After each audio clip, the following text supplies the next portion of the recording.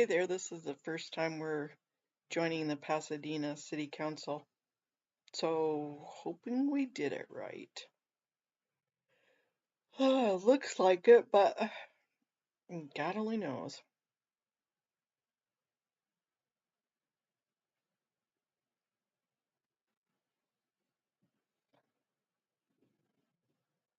We'll see, and then maybe if we get done in time, we will jump over to the East Hollywood Neighborhood Council. I don't know, let's see. We'll see what goes, what we can do. It's a busy night. Matt said that he was going to try and chime in on Zoom also. We'll see how it goes.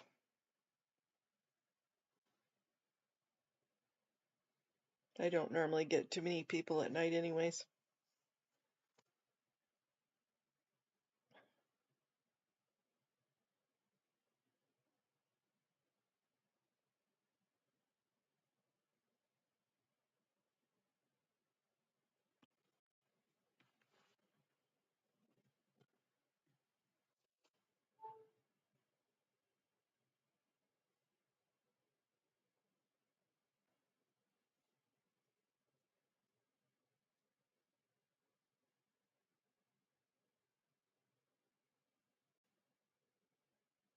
Geez, how many windows can I have open in one?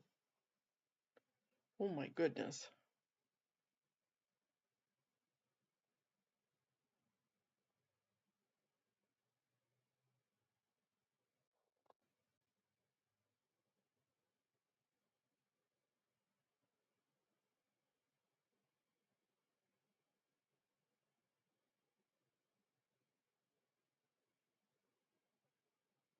Hey, MD Media. You zoom in. And good evening to you too. You can call, but if you're, how did you sign up? Did you sign up on your phone through Zoom?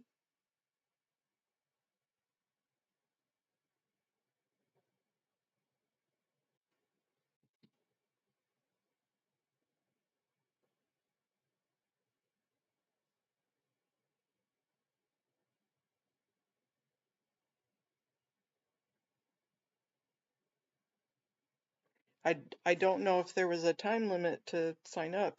I sent you the Zoom in.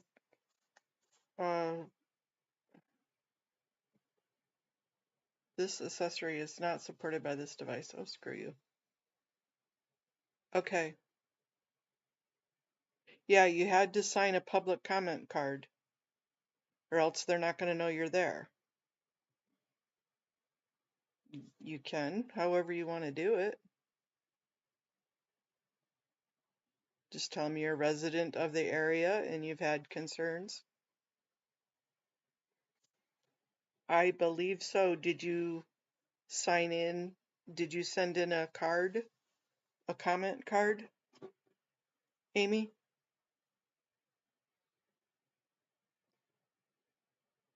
Whatever you signed in on. So if you signed in your comment card on your computer, use your computer. If you signed in on your phone, use your phone. That's what the rules say. I'm not saying that they follow the rules, but that's what I'm saying that the rules say. Let me find them.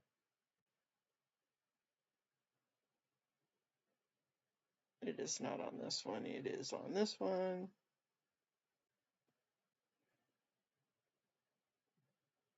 Except for I exited out of it. Gug. Sent.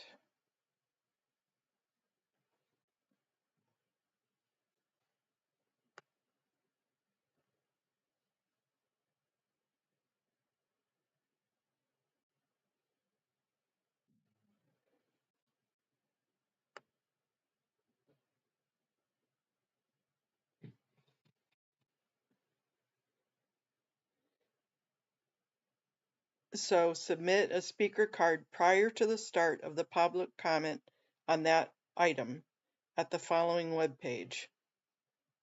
Did you put in a public speaker comment card?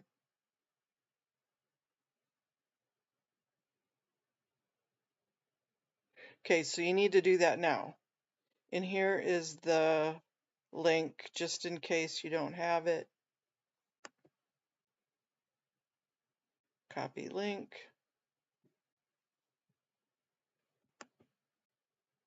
Paste. Here's where you send it in. They want, so, and then you just use your Zoom, your phone for Zoom at the time.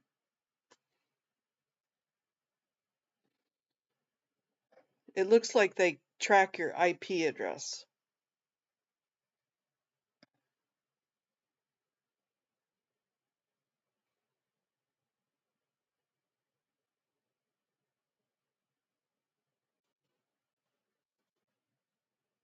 Here is the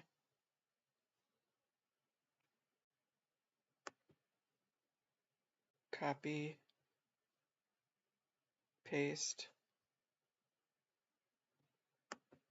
That was the public comment where you sign in for that. And this is the rules.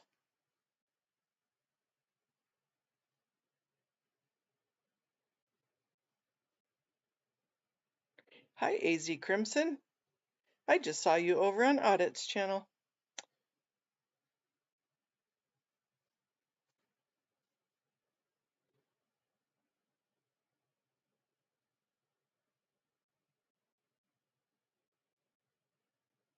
Says for virtual participants, you may attend by connecting to the meeting, use the computer or other electronic device, or by telephone.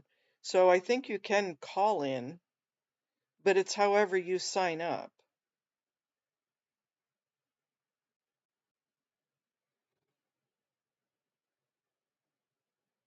It is required that the speaker log in to the meeting using the same name or telephone number used on the speaker card form.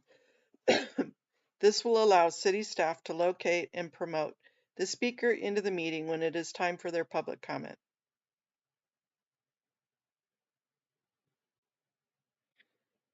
And so telephone only, dial in. There's a number here with the meeting ID. Do you want that? It's on that page, that second link there.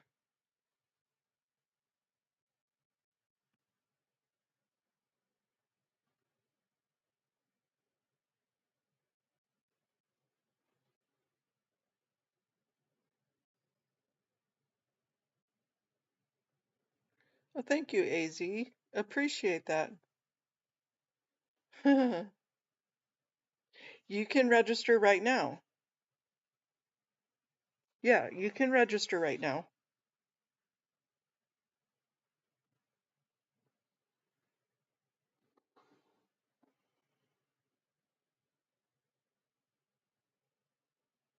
They want more than just your name and an email, though. I mean, just forewarning. And I said I lived in the Los Angeles area. Hi, Peter.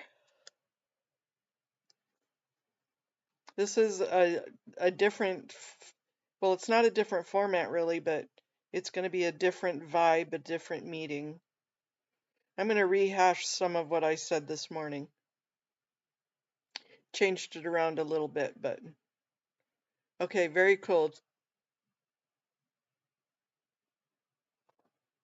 I'm going to say I'm not the bestest at this, so if I can do it, you guys can do it. Amy, you're way smarter than I am.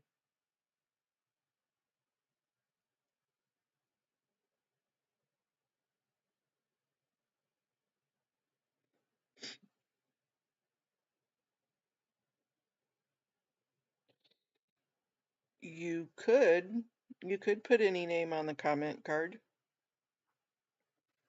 but it also asks you for your phone number and all that kind of stuff. And what area you live in. And yeah, I lied. I said I live in Los Angeles. 'Cause whatever.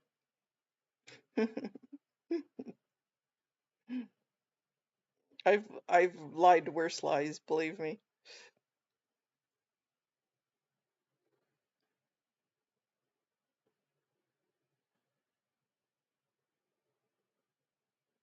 Yeah, this supposedly will work.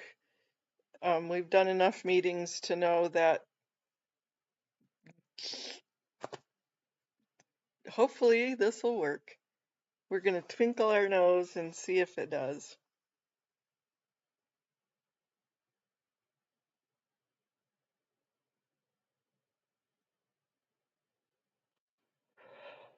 Oh, goodness sake. I'm one tired girl. And then Audit said she needs somebody to go to the east. Hey, Kirby's mom, you're up late. She needs somebody to go to the east one because she's going to the central Hollywood. Because I didn't know the neighborhood councils were tonight too. But that doesn't start till 10 my time. So hopefully this will be done and then we can slide into that and then I can snooze for the night.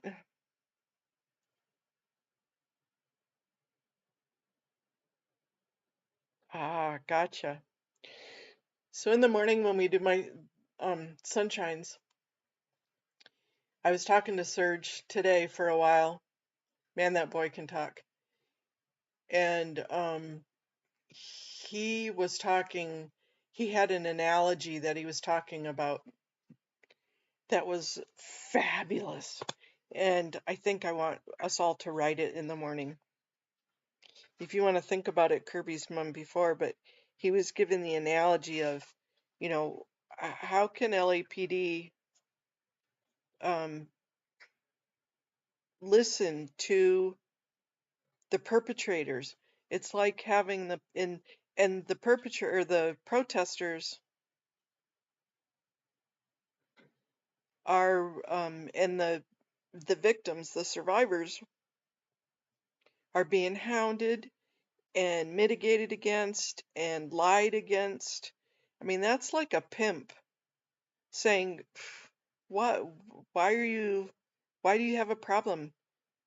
These guys, you know, I gave them money, I gave them work, gave them clothes, we fed them." Yeah, it was a good conversation, and I'm certainly not doing it justice, but you get you, the gist of it. Hey, Antics. Hi. You're welcome.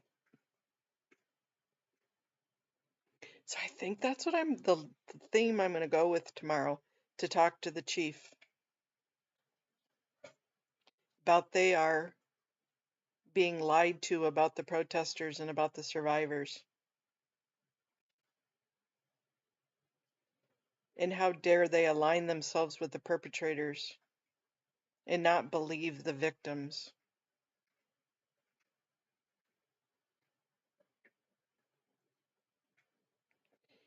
We can. I know he was having, yeah, Serge, I gotcha. We can go online and talk about it. He's been pretty busy. He was pretty fired up today. Pretty fired up.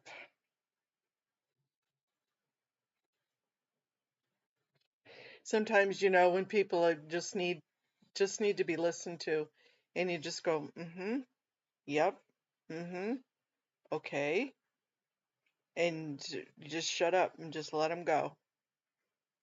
That's the way Serge was today. Just needed somebody to just get it all out. And I absolutely love it that he trusts me enough to do that. Kind of like his big sis.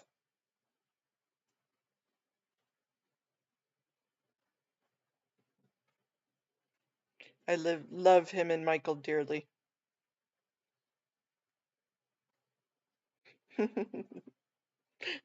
And not letting the judgment come out this way. Okay, thanks, Amy. That's great. Woohoo, there's going to be three of us. I think they only do up to 20 minutes, and it's 3 minutes each, so they're only going to take 6 speakers. But who knows if Pasadena actually has people that actually go there.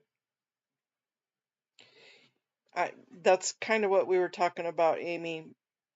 I think he's um, him or Lara. I would love him or Lara to show up tomorrow. I asked him. I don't know if he will.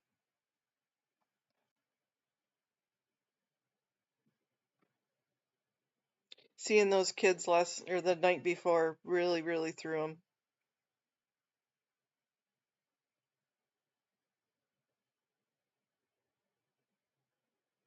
You know, we always kind of talk about this is that Band-Aid keeps getting ripped off. It's gotta be painful. My poor heart just goes out to them.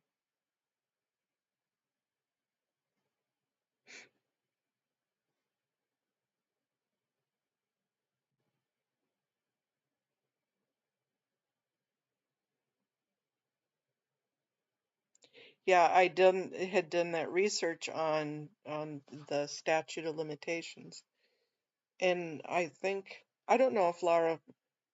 I don't even want to assume, and I hope not, that she had SA.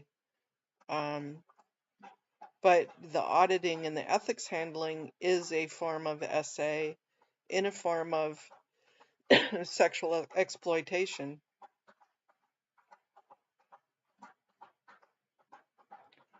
So we could really work on that level too to get a claim going, but that's a that's a lot of energy. That's a lot of energy. Not me, but for them. That would be a big undertaking. I know they want to see this get taken down. I know it's their heart,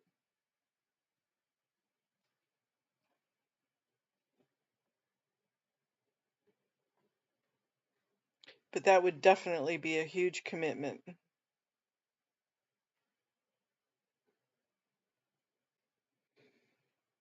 I'm working on a Scientology crimes for Serge Obolensky.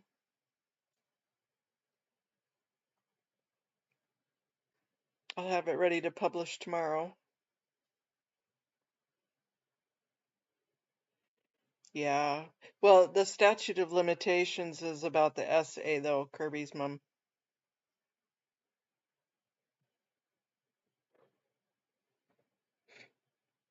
The other abuses have different statutes. And I don't know if they are extended for the physical abuse. And that's totally different for criminal. Yep, physical abuse, neglect. Yeah. So we would have to figure out. Oh, and thank you so much for emailing me all that stuff, Kirby's mom. I've not had a chance to go through it, but I will. I really appreciate it. And I need to move you guys around because I need to sit up. I'm slouched down on the pillows here. I feel like I'm in a recliner. Let's see if I can get myself pulled up. Goodness sakes. Yeah, I'm old. I sound like a air expiring out of a tire when I try and move around.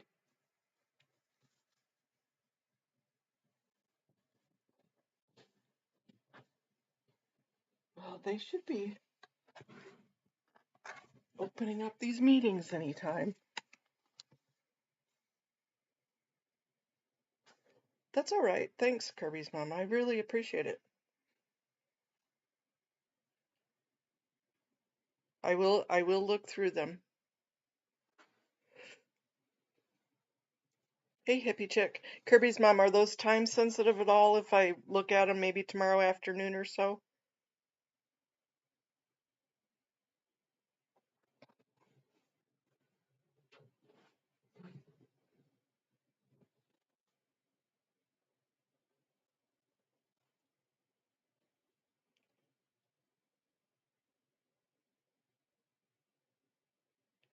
Amy, if yours pops open, let me know because I'm hoping this went to the right place here.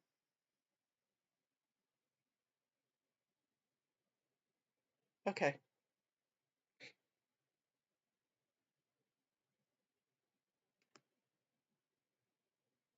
I just always hate it when it is a time sensitive issue and I hadn't looked at it and it's like, oops.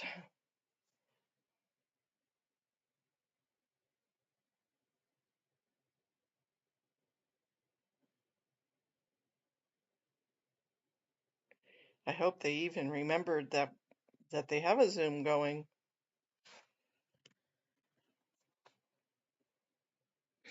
It is a teeny tiny town.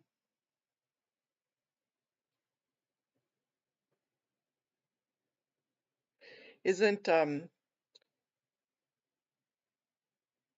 Pasadena is where Jack Parsons lived and he had a heart. Him and who wrote the Satanic Bible? That guy. They had a house there and they had a little worship center there. Ugh, gives me the creeps.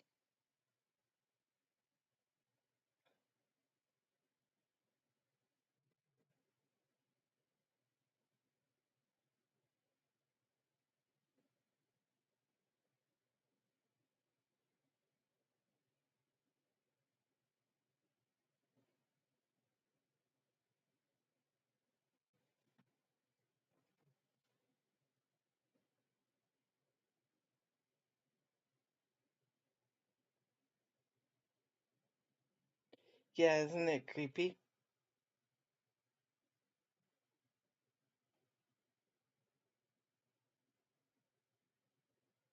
And his daughter and stuff lived there and that's where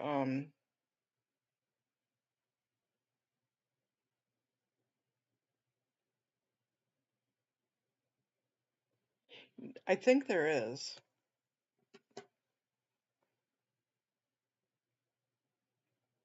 Yeah, Audit says it's absolutely beautiful there, but it's just got a ick feel to it. Oh, it's nice and windy outside. Go away, no snow, just rain.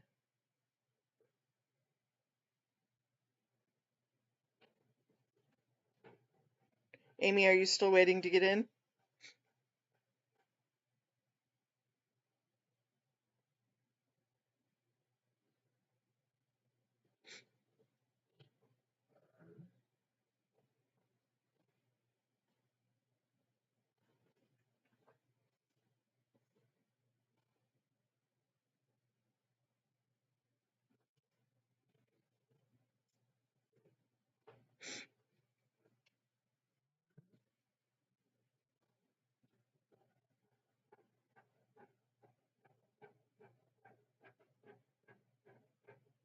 Okay, then I won't worry then.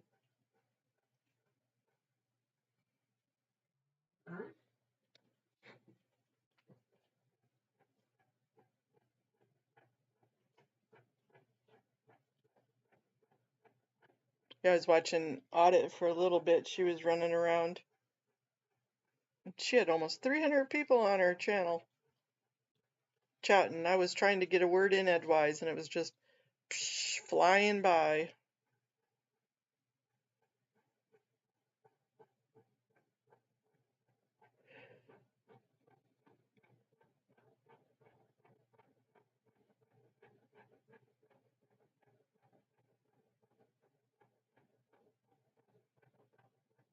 Yeah, I don't know how she does it.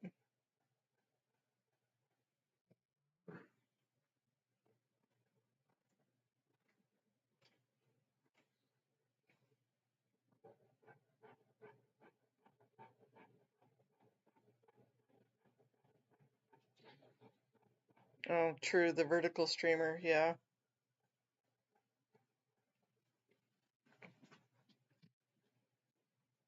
I tried that once, putting it on vertical, and it didn't really work. Well, yeah, it does.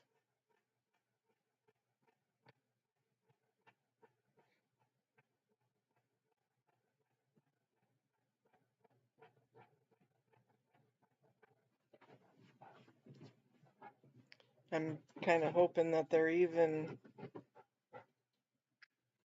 Let me see if I can.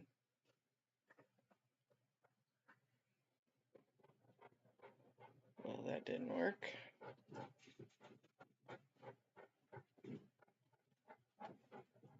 Hey, Mandy Me. It's past all of our bedtimes. We're old people.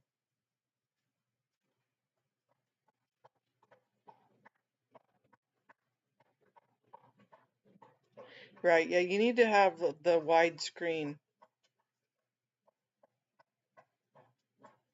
Let's do Google. Pasadena.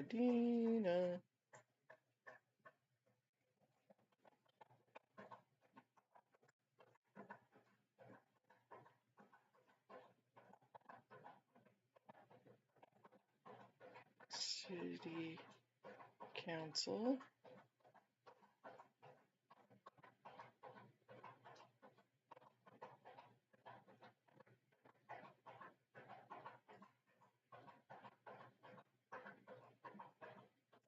Hi, T. Good morning to you. Good afternoon to you.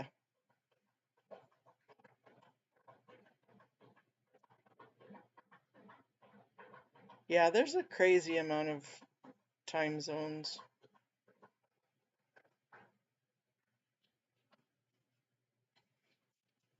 Yes, they are.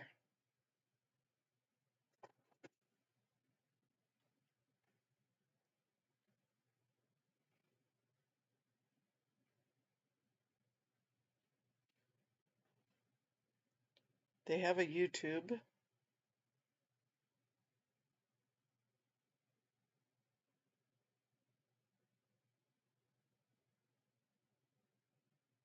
They are not live.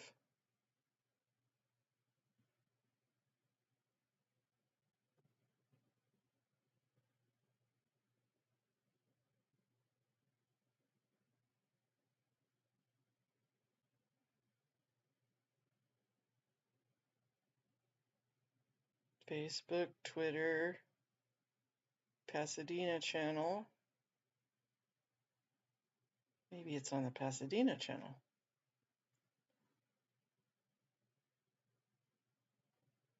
I need glasses big time.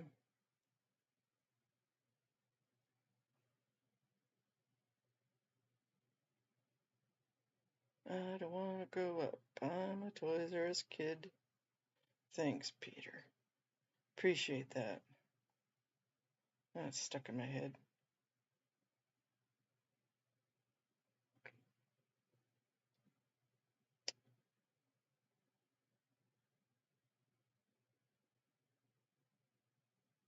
Yeah, mine is still spinning too. I think they forgot about this. But I don't see that they are online yet.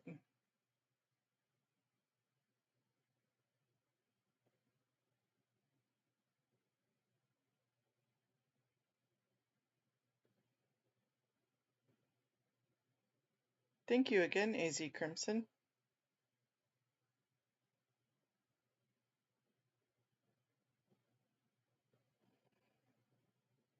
That'll help me fund new glasses.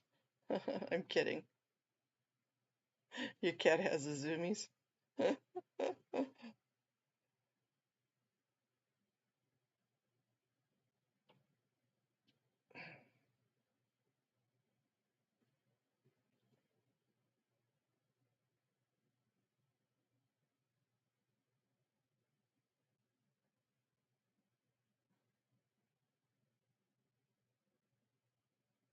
Going to the agenda and the meeting.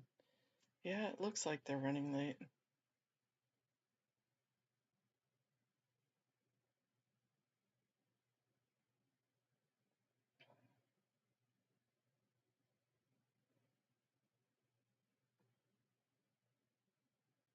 Agenda for the December 17th, 2000 City Council meeting. Today's the 16th.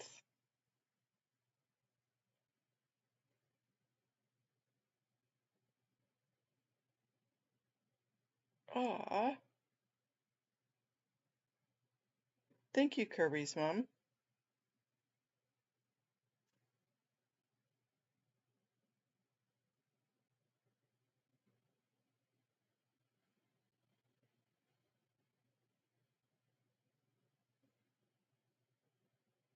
Now, this says 2000, it's December 16th, but this says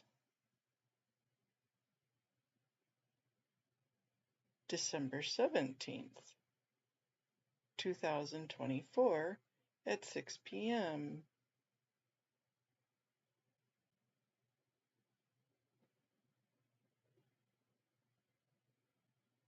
And this is meeting minutes. This is screwy.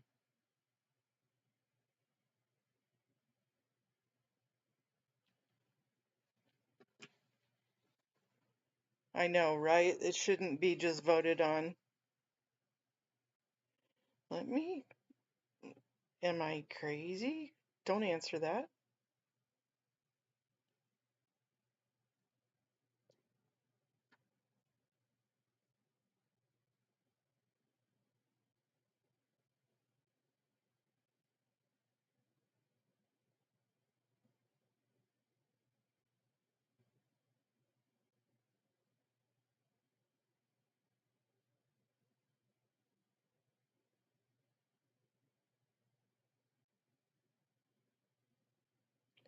It says December 16th here.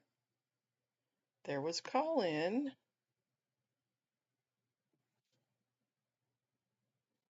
That is very, very confusing.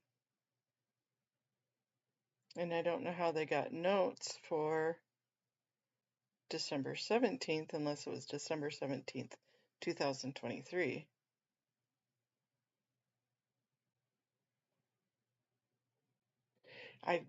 Mandy, good question because the agenda and the call-in was for today.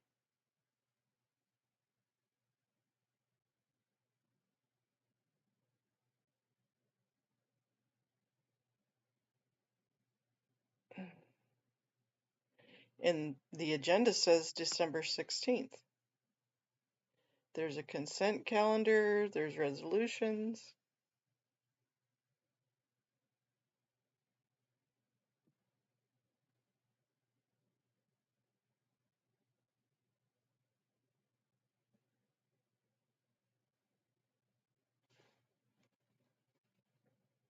I will look.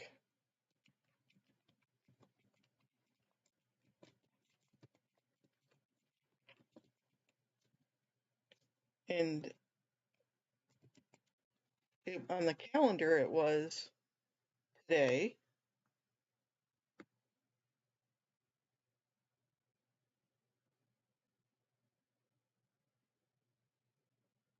City council meetings. Mondays at 4:30. That's for the regular.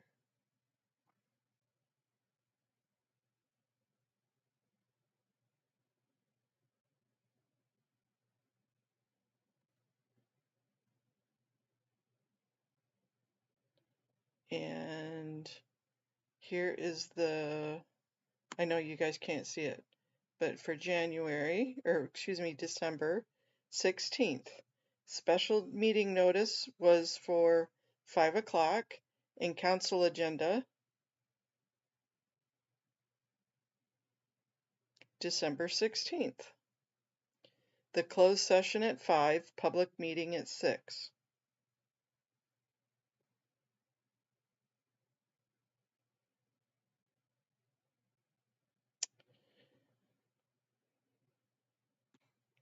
I'm gonna call the number.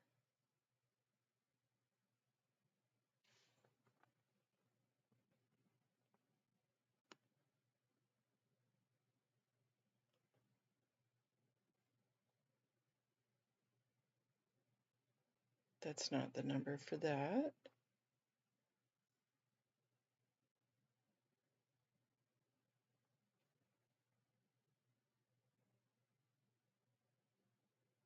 This is the instructions for the speaker card.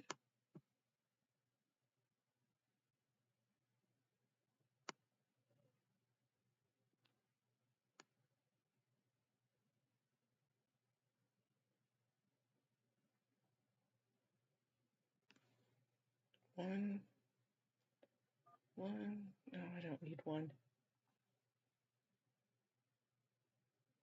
669 900 6833. Come to Zoom. Enter your meeting ID followed by pound.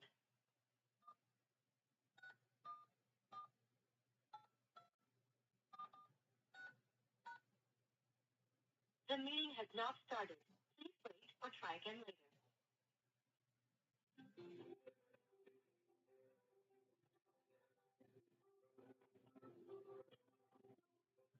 Well, it says on here that it hasn't started either. Well, I guess we'll see maybe if they're just running late.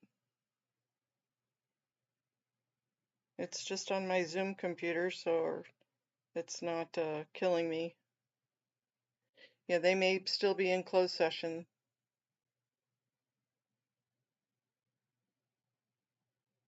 How do you see anybody at the desk? Peter, what are you looking at? You've got a back camera in there? You're in on the Zoom session now? Oh, for the closed session, probably.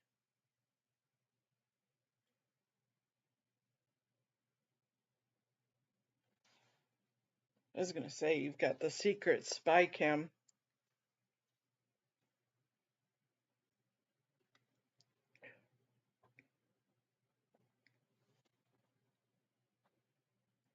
Of course, that's always happening.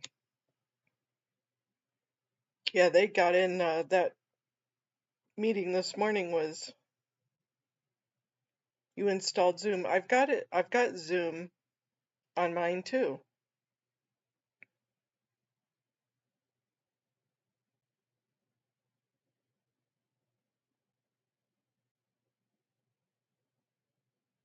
Which, on the link that I gave you, or a different link? Where,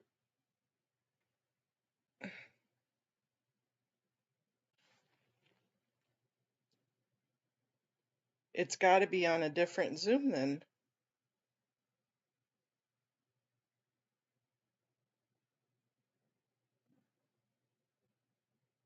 Which Zoom are you linking, Peter?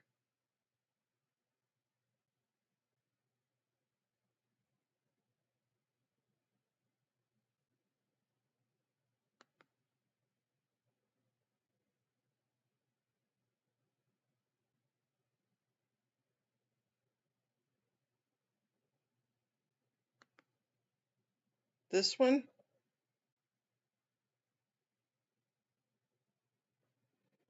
Oh, holy free holy me cheeky backies.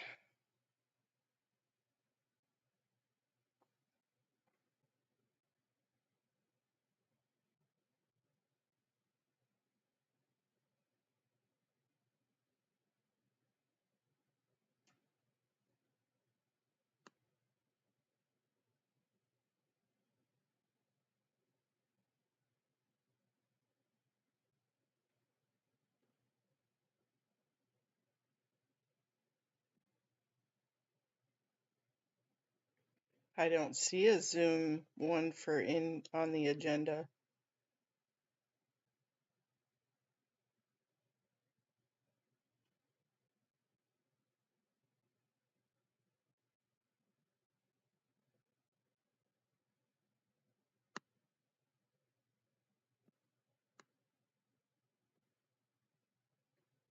I really just must be crazy. There is no link on the agenda.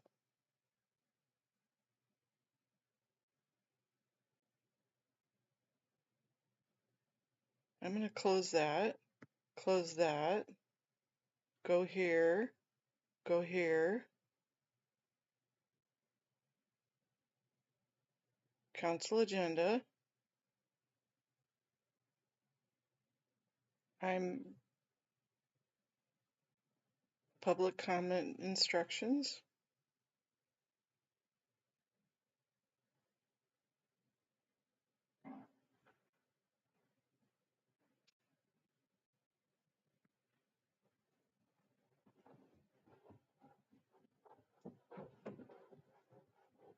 Here's the Zoom.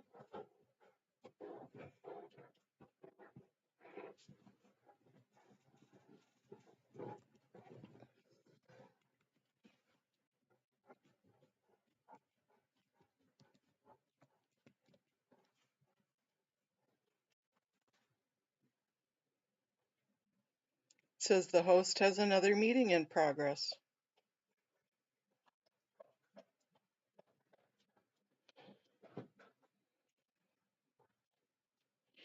Peter, what agenda are you looking at? Because the agenda that I've got doesn't have a link.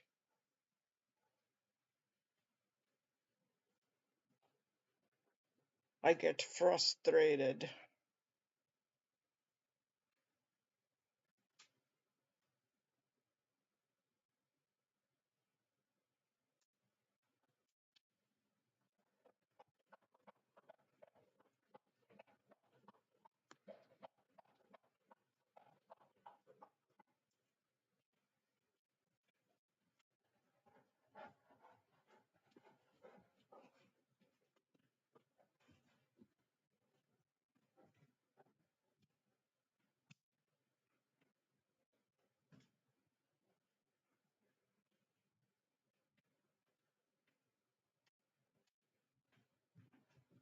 Is it on the bottom, maybe?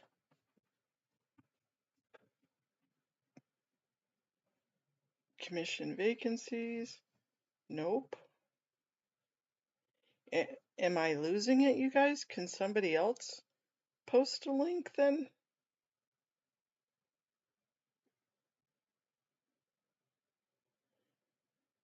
See email. Okay, thank you. Um,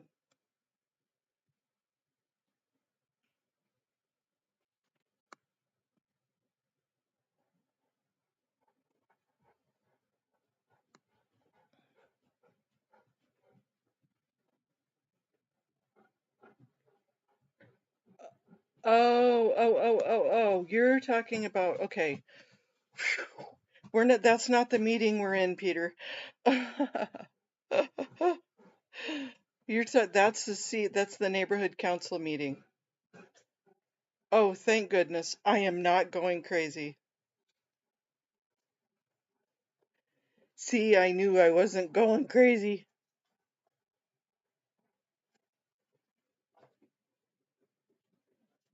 Holy, you had me scared.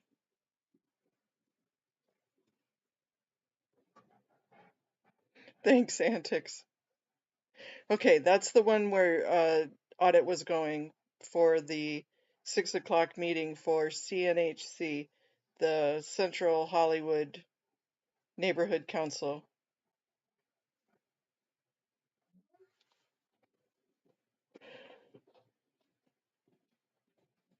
Yeah, this one still isn't.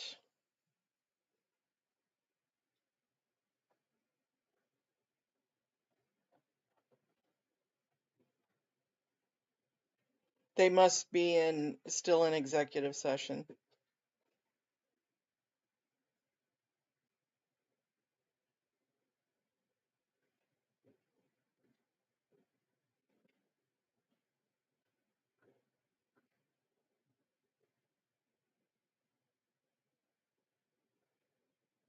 Well, we see Pasadena's not timely. The, there's 3 meetings. There's 2 neighborhood council meetings. One's at 6, one's at 7. The east is at 7, central's at 6. This is the Pasadena. The one we're trying to get into here is the Pasadena City Council. This is a new to us meeting.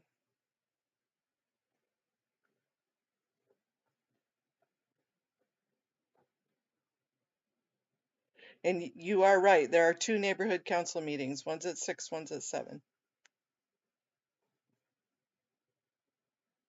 And I was going to try and do this one and then switch over to the east one, but we may just be doing the east one.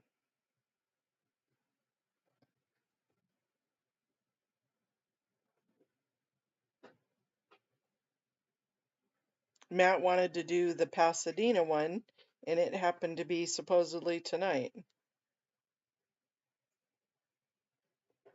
That's okay. We've had worse, right? We've had them where we sat through the whole thing and then they canceled the meeting, or they forgot to tell us, or we had technical issues. It could be Kirby's mom,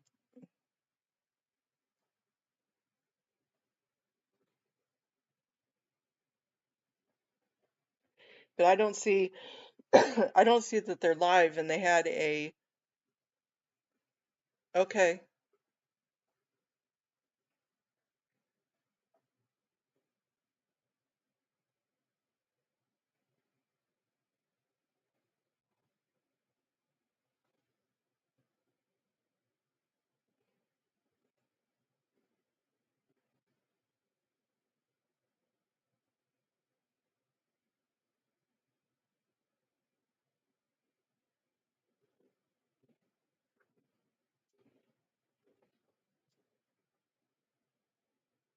Yeah, she's on Zoom also.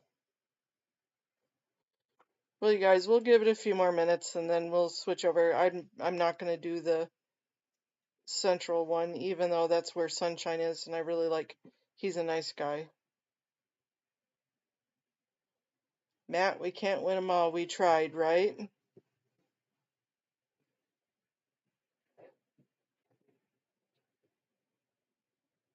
I wonder if you can call the support line, because there is a support line. Oh, that's a good idea. Let me find it. Okay, so it says speaker card helpline.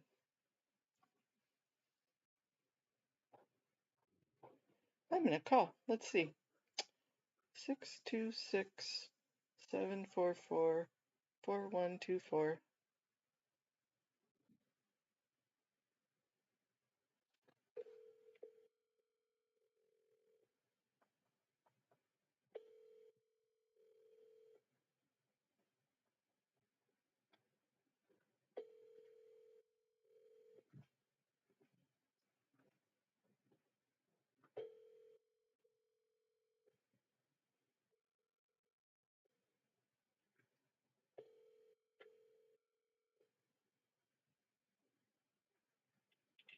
Good afternoon. Hello. Hey, we're still waiting. We filed speaker cards and we're still waiting for the city council to start. Is this normal that they're late like this? I'm sure the closed session took it a little bit longer than expected. Oh, Yeah, but the meeting hasn't started yet. oh, it has not started yet. Okay, so Not yet. any ideas about when? I have no idea when the council will recess closed session. Okay, so they're still in closed session. Yes. All right, but they're not going to call it off though, right? Do you Oh, think? no. No. No. No, Oh, they won't. okay, I'll be patient. Thank you for your help. You're welcome. Bye. Bye-bye. There you have it. I called the speaker card helpline and they are still in closed session and they will not be calling it off.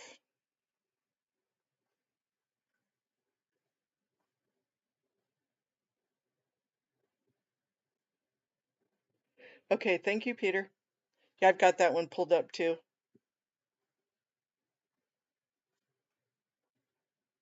So let's stay. I think the neighborhood councils um, can fend for themselves if need be. Audit can handle the neighborhood councils.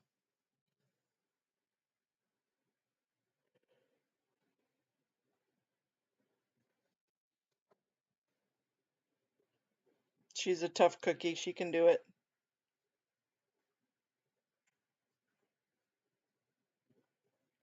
I really want to break this introduction for Pasadena, though. Okay, Amy, I'm sorry. Night. I'll see you in the morning. Bright and early sunshine.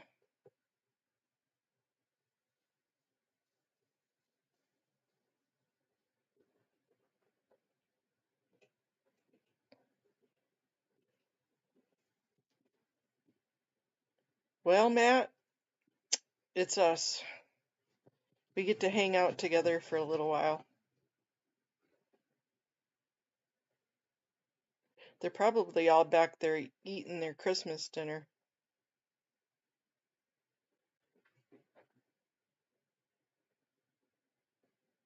They're like, executive session, my ass.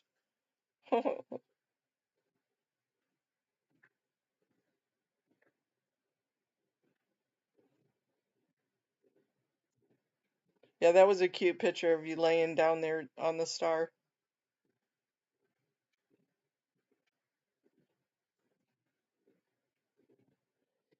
That's okay. Thanks, Amy. Thanks for sticking with it, even though they're late.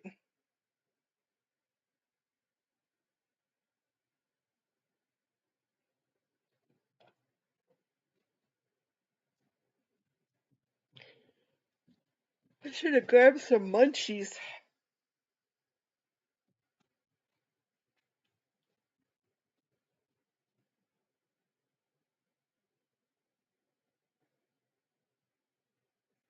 The Pasadena.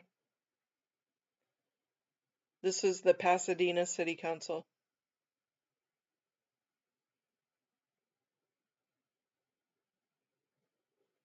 for the Pasadena org.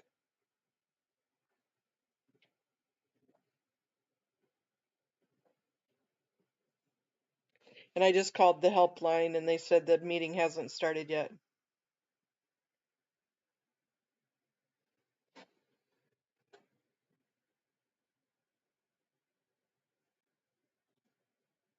Are you in audits chat, Peter? Is she streaming? She's not there, so she's probably not streaming. Here, I'll text her.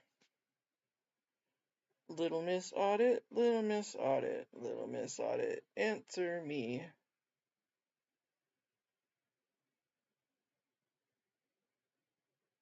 Pasadena, running late. You got EHNC okay?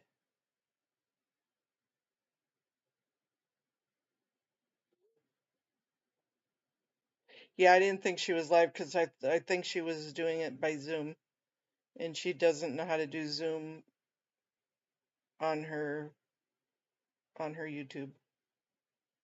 I don't think any of us know how to do Zoom. I have to do it. I have to mix and match. So you're not going to do this at all, Matt? Are you bailing? Just leave it running.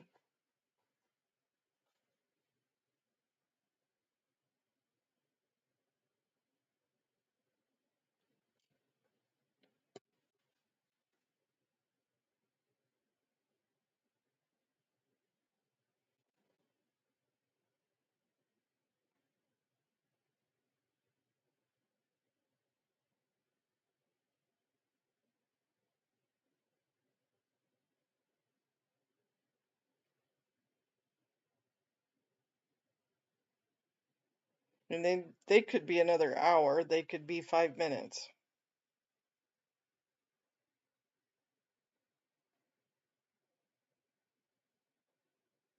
Okay.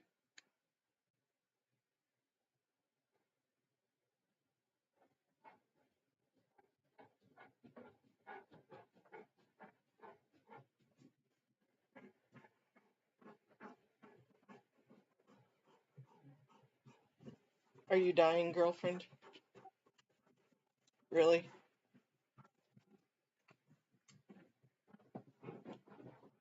Chase him off the bed. There you go. Get out of her spot.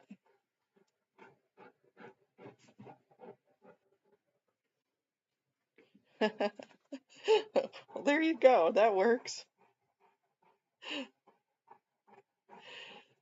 What's that? Echo, echo, echo, Matt.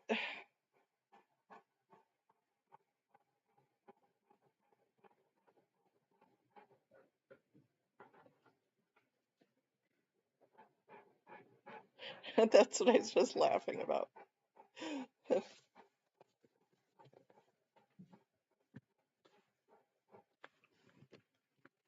In the echo chamber.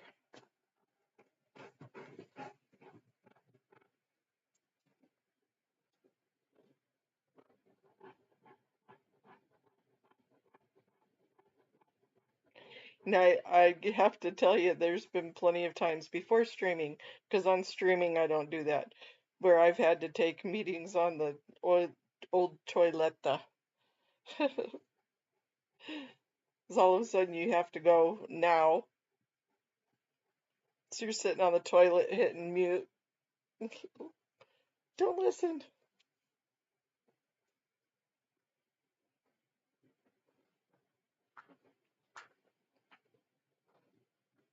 I know, that is kind of icky.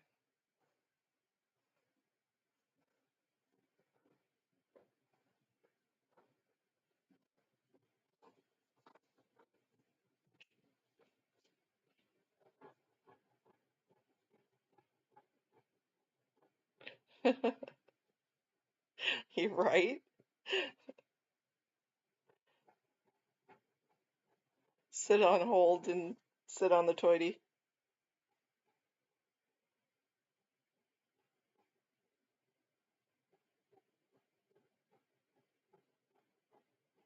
Okay, antics, thank you. Yeah, I'm gonna switch stuff around just for a second while I get my body repositioned.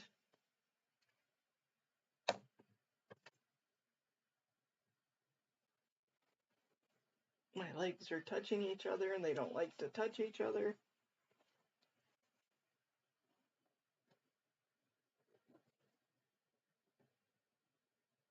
And they are ready to not be sitting up anymore for the day. I'm ready to get off my biscuits. Well, I don't blame you. All those cooties that are on your clothes from laying on Hollywood. And she didn't answer me back, so she must be on her way home or on the train.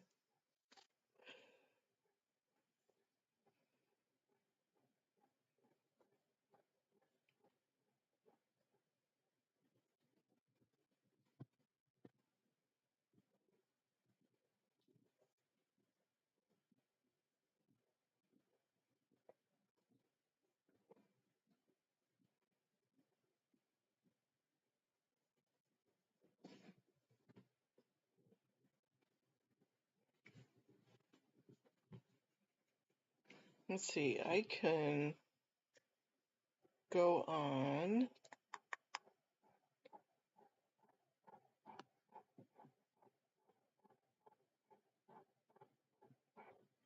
East Hollywood. East Hollywood is where the whale, Jeff Zimmerman or Zallerman or whatever his name is.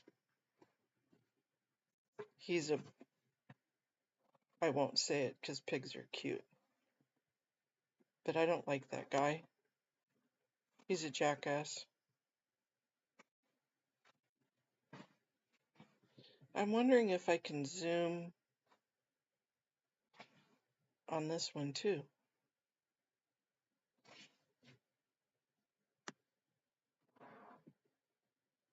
Mm, this is a good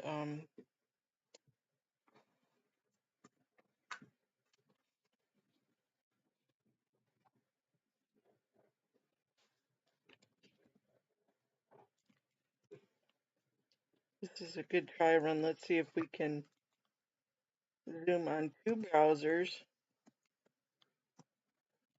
and the Zoom platform. without my computer smoking or kicking me out.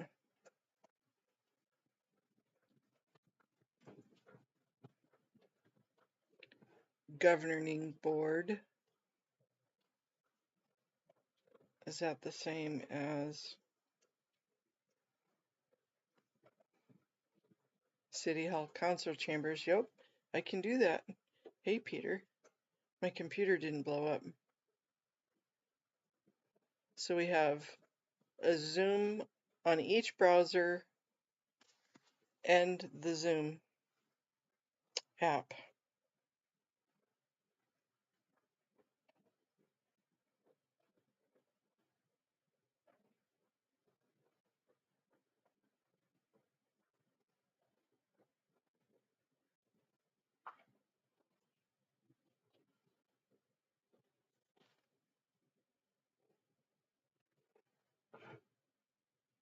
I've got 3 different browsers open.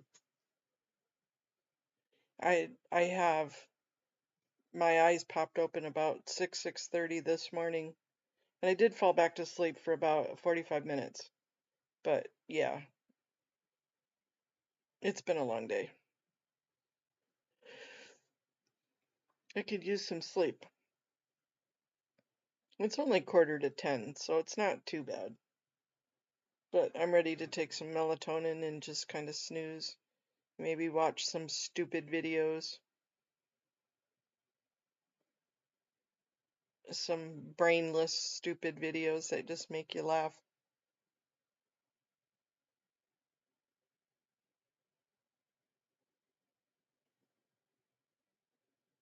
I'd watch those BBC ones because those always make me laugh, but you gotta have brain power because you can't understand them unless you put the closed caption on, then you can understand them. But then you gotta read and read. So you need to find something that you don't have to think about. What do you think, Matt? You want to pass or no? I don't mind just kind of hanging out and seeing if they ever show up.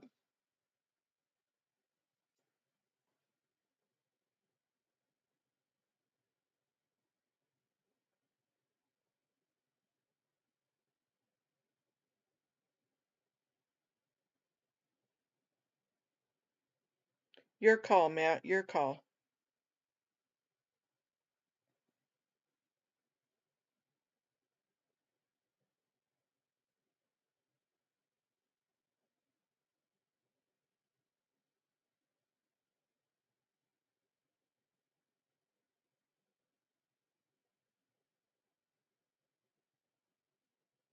Bad boys, what you gonna do? What you gonna do when they come for you? Put that one in your ears. Oh, I'm okay. Matt, I'm fine. If I'm tired, you'll hear me snoring. I promise if I didn't really want to, I'd be going, nope, okay, let's shut her down. It wouldn't bother me a bit to say that if I really wanted to. So don't worry about me. I promise to always tell the truth.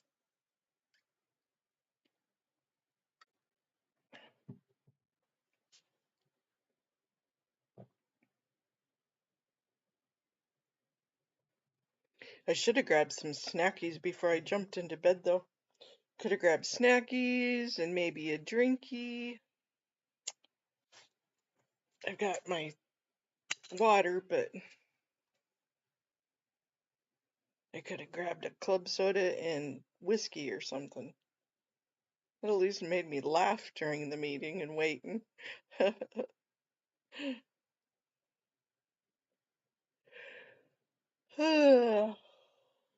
Oh well, I don't need those empty calories anyways.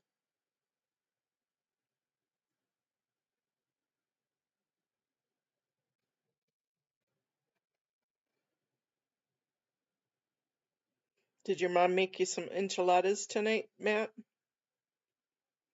You said you were going to go home and have some enchiladas.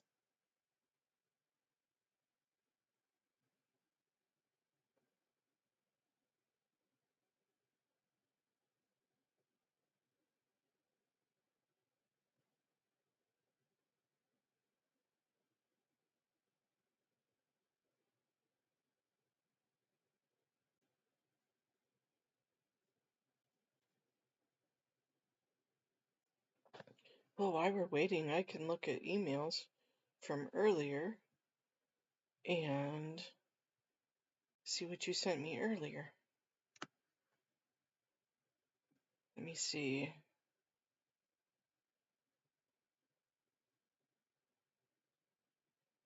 Yeah, that was kind of nutsy about that school shooting today.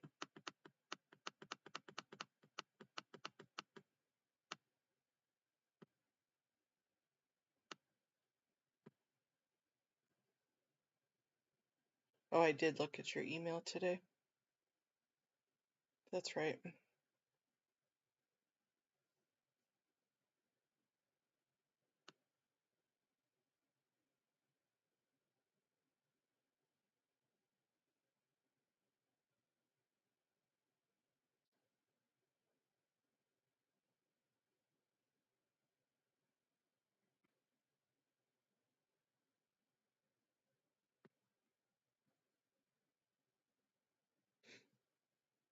Jerky jerks.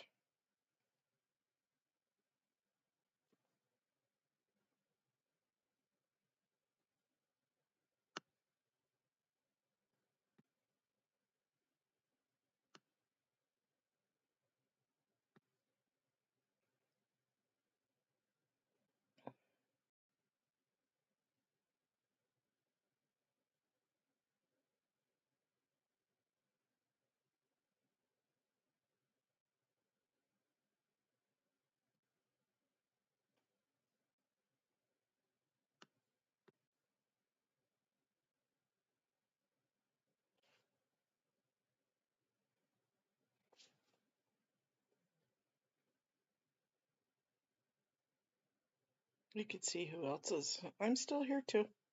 I'm still here.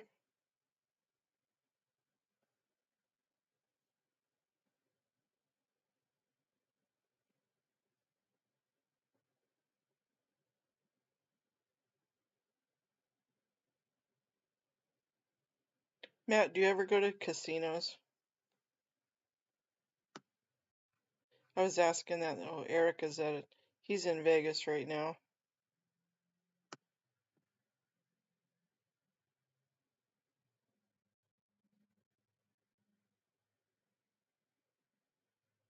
Entering is live. Nora was live earlier.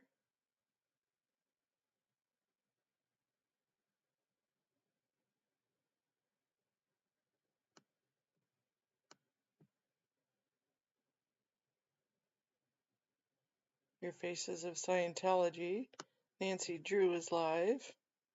I haven't heard back from her. I assume she's going to go to trial or go to the court date on the 18th. I haven't heard from her that she decided to plea.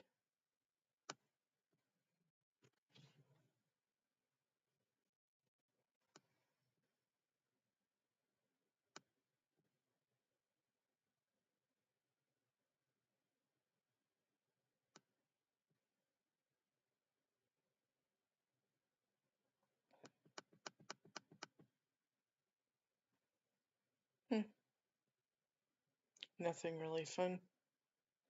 Yeah, Enria's lies.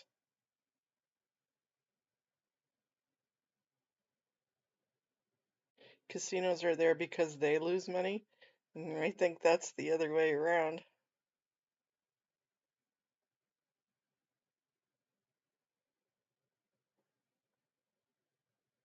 Oh, she did elect to fight, yeah. Yeah, and I usually talk with her quite often, but I haven't talked with her this last week, so she said she was going to make a decision, and I said, honey, I'll respect you no matter what you decide. It is your your energy and your issues. I know, right? Sometimes it is very hard to keep up. What's Henry talking about? We'll go back and we'll restream Henry. I see Jeff Augustine is on too.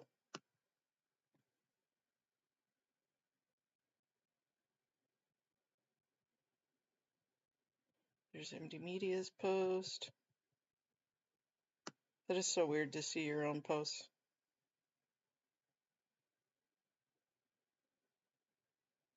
Map. And I'll show you an example of a table that I'm talking about, this Grandmaster table. So let me go ahead and pull that up.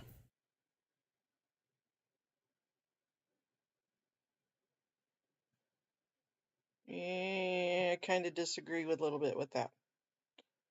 Not to say that it's not important, but is this the City Hall? Yeah. What about, how are we doing on the governor?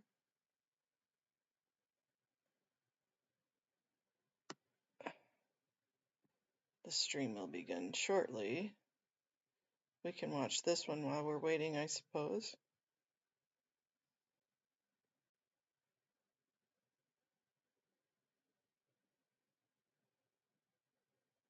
Is that Chrome or Firefox?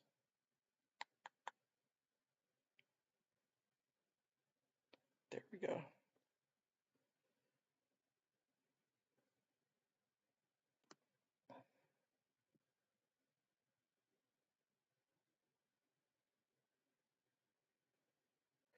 Yep, hers is on Wednesday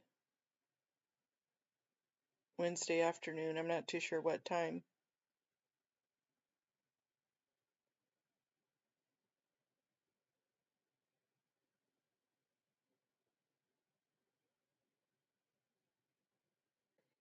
Here is the link if anybody wants to join this Zoom for grins and giggles if you're not on your phone. Peter had done it earlier, but here's this one.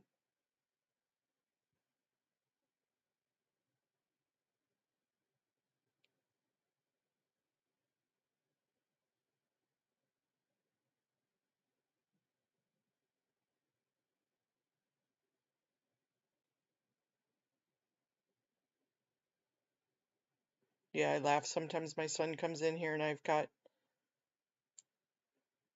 3 different browsers, 3 different types of browsers open, because I've got mine, and then sometimes I have Matt's open, and then I have the stuff on my phone too. So I'm listening to 4 different streams at the same time. And if my TV wasn't being a butt, I'd put it on there too. But it's not hooking up to the internet right now.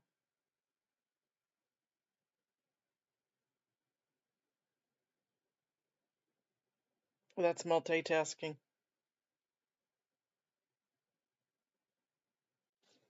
And audit never did answer me.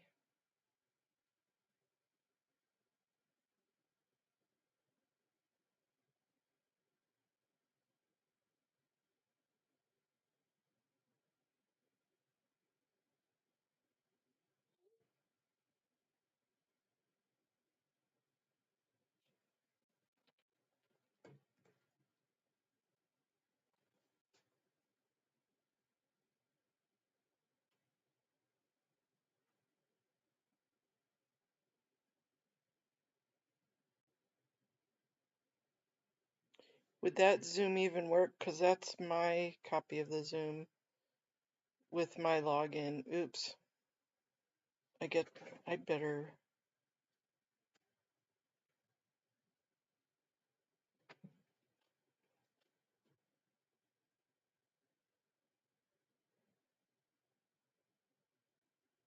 Is this it? No, that's CHNC.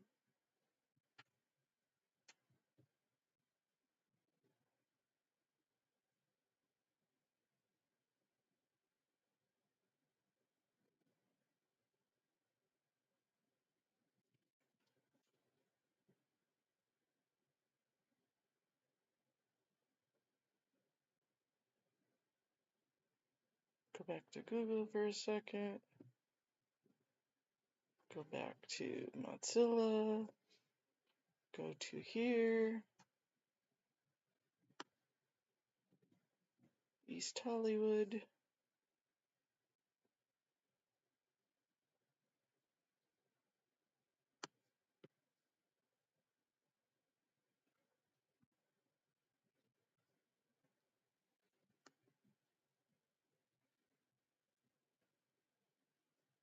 Copy link.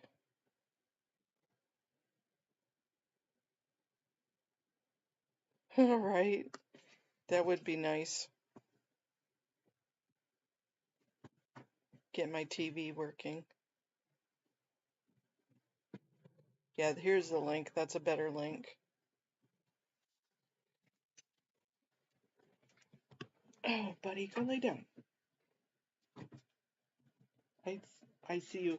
You don't really need to be on my lap. No.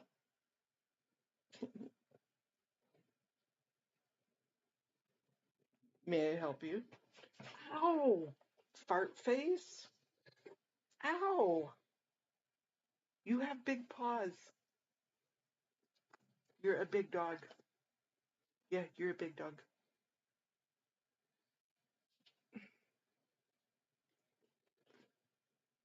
May I help you? Yeah? Do you love me? Do you love me?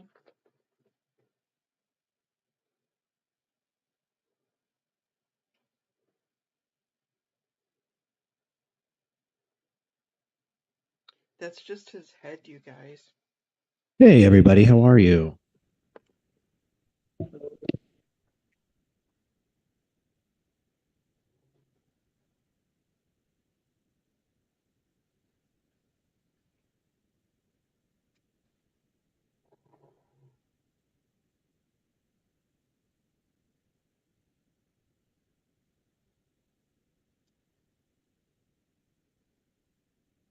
Oops, that's not the one. Stop.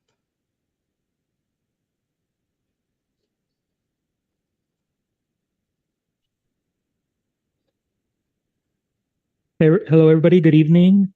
Can everybody hear me on Zoom? Yes. Okay. All right. We will get started immediately. So if you are a member of the board, please raise your hand. If you are not a member of the board, please lower your hand for until we get past the point. Hello, Doug. I see you. Thank you for being here. Okay. Let's begin. I call this meeting to order at 7:02 p.m. Jack, you ready for roll call? Okay, take it away. Christopher. Present. Okay. Hello.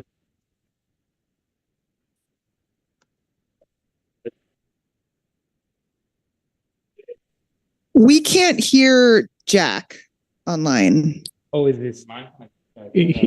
Yeah, some of the right. mics. Okay. Jillian. Thank you. And are you present? I am present, yes, and I can hear you perfectly. Thank you. No, thank you. Thank you for flagging. Coulter. Here. Doug.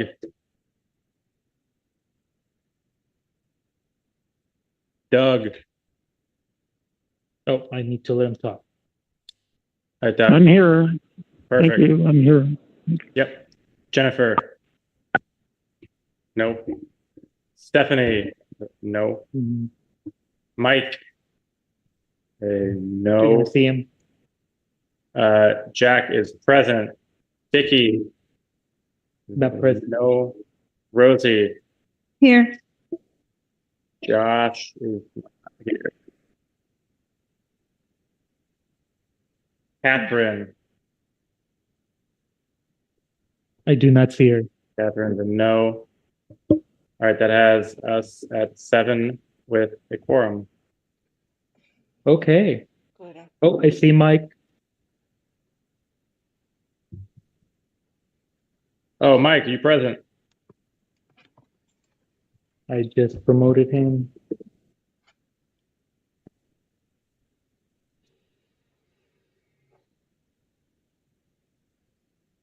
Mike Sadler, are you present?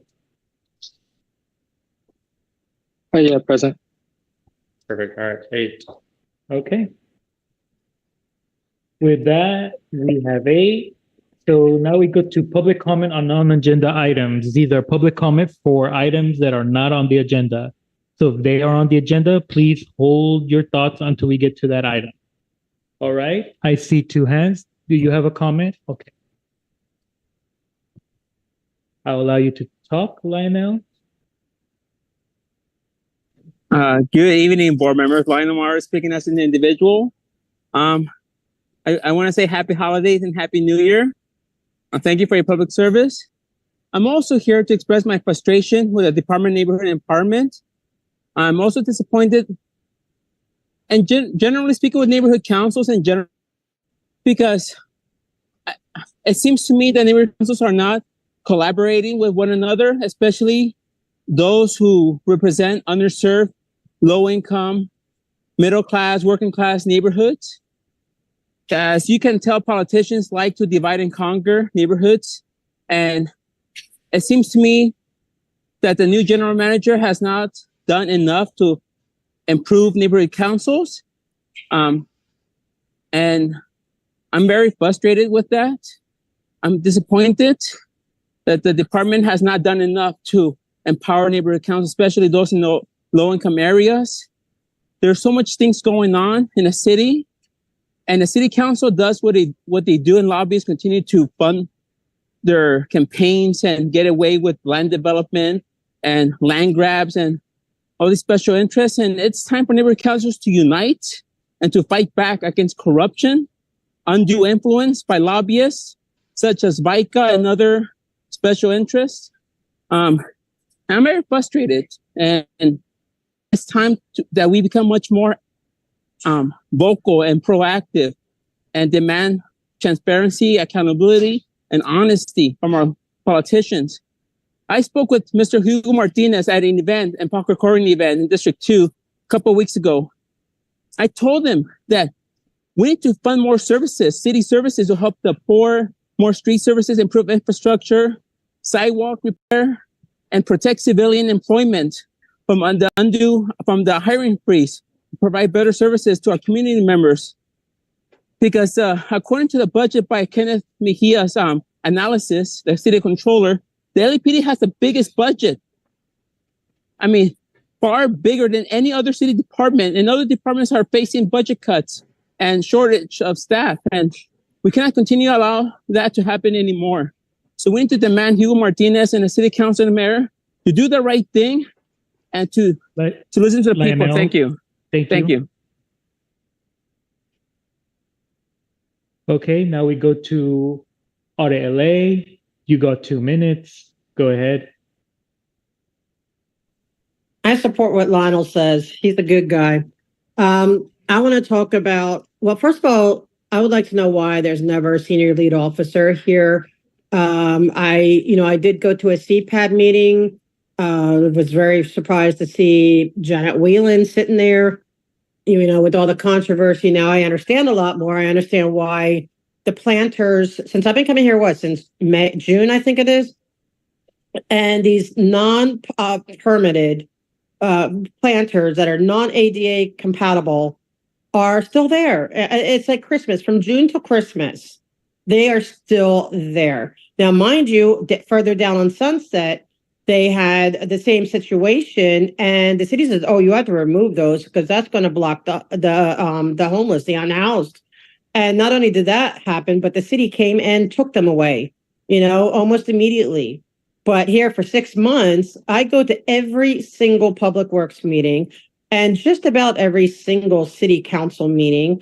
And in some form or another, I come to almost every meeting here. And it's discouraging, it's disturbing, and that is how much corruption there is because of Scientology. That's how much power they influence. And Janet Whelan does not belong in a CPAB because she's undue influencing LAPD. And I would like to know why they don't come here. I shouldn't have to go to CPAB to talk to them. I should be able to come to a neighborhood council meeting and talk to LAPD like just about every other, council does. The police come, they give their report, what's going on, and open up questions to the public. And I wish you would. I don't know if it's you guys blocking it or LAPD just not caring enough, but either way, you're underserving your community. It's not right and I want answers like why is it still those federally going against federal law? Why are they still there? And they're also doing unpermitted. I'm going through CPRAs of all the unpermitted things that they have been doing and building violations for LA, for building and safety. They have a whole bunch of things that they've done wrong and that they've been told to correct, but nobody's making them correct these planners. Why? Because it's just this disabled people that whatever. It's only disabled people. Is that what it is? Oh, it's just the ADA community. Screw them. Because that's how it feels at this point. But it's also it could affect the unhoused. But I guess and I know they don't want protesting. Oh well.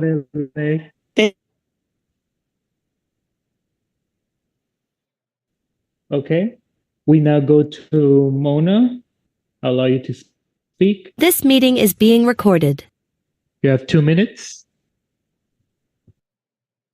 Thank you. Can you hear me? Yes, we can. Thank you so much.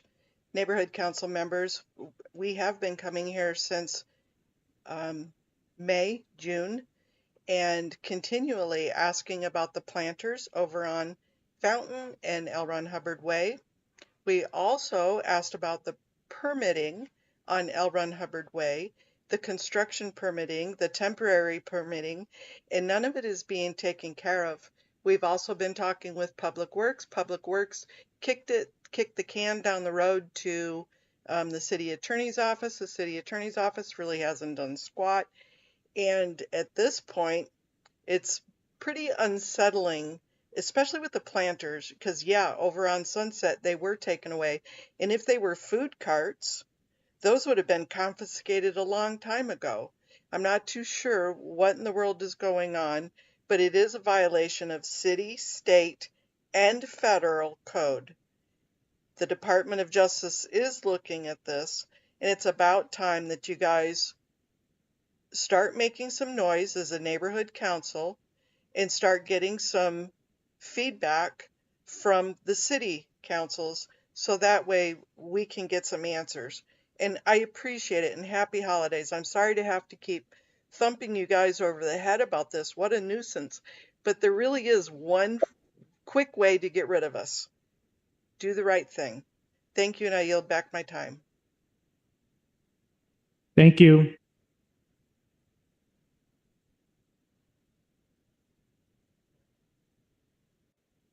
Okay. Okay, now we go to we go down. I will be taking things out of order. We will be going down to action items. So we will be going down to action items. We have a few presentations. But before we start with the presentations, quick update for everyone. Update on the bylaws. We got our bylaws officially. Yay, we got our bylaws. So you can take a look. The most modern, updated, clean, perfect bylaws. They're there. So go take a look. They're down at our community reports. Recording in progress. Here. There's a quorum of the council present. Okay, as you all know, today we welcome a new look there and the bylaws. Colleague so whenever you for his first substantive meeting of the city council. And so Mr. Cole, if you'll lead us in the Pledge of Allegiance. My honor, Mayor, thank you. Place your hand over your heart and begin. I pledge allegiance to the flag of the United States of America and to the republic for which it stands, one nation, under God, indivisible, with liberty and justice for all. Mayor, I'll dispense with the singing of the Star Spangled Banner. Mayor. Session, no action. I'd like to hear it. There's a time and a place for everything, council member. This would not be it.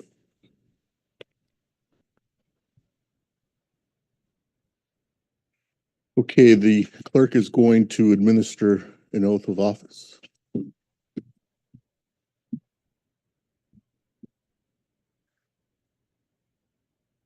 Sorry, guys, trying to get it on. Raise your right hand. Repeat after me. I state your name. I, Danielle, Do solemnly affirm do solemnly affirm that I will support and defend that I will support and defend the Constitution of the United States the Constitution of the United States and the Constitution of the State of California and the Constitution of the State of California against all enemies, against all enemies, foreign and domestic, foreign and domestic, that I will bear true faith and allegiance that I will bear true faith and allegiance to the Constitution of the United States to the Constitution of the United States and the Constitution of the State of California, and the Constitution of the State of California, that I take this obligation freely that I take this obligation freely without any mental reservation without any mental reservations or purpose of evasion, or purpose of evasion, and that I will well and faithfully and that I will and faithfully discharge the duties discharge the duties upon which I'm about to enter. upon which I'm about to enter. Congratulations. Thank you.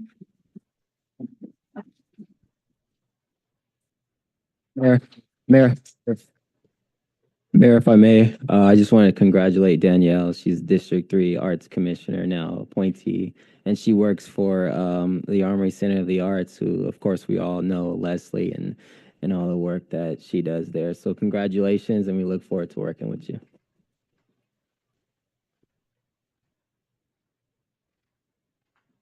Next, the city manager has an introduction.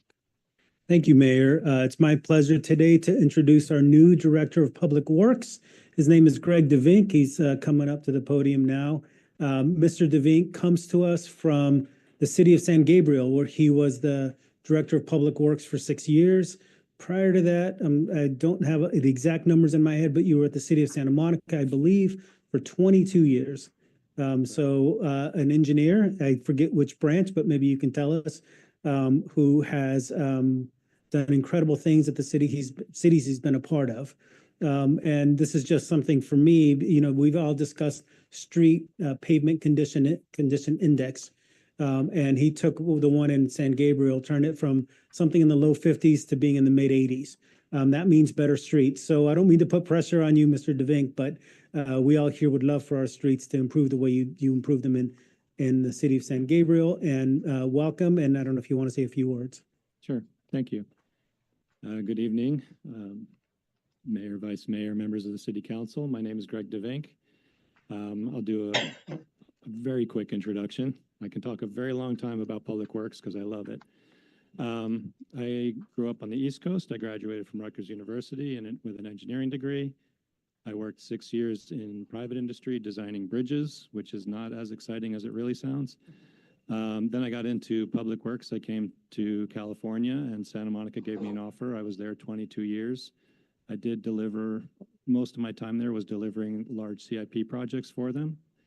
And then I got into managing people, and I really liked that a lot. I got an opportunity in San Gabriel. I was there 6 years.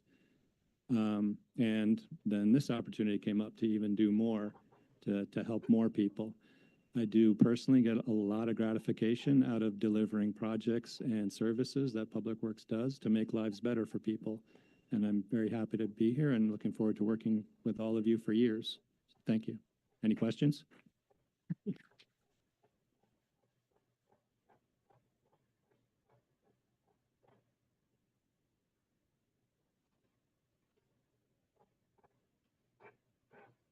Okay, next.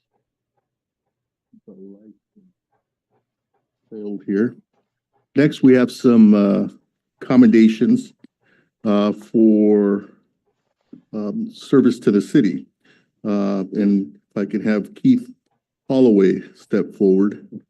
We all know Keith, and in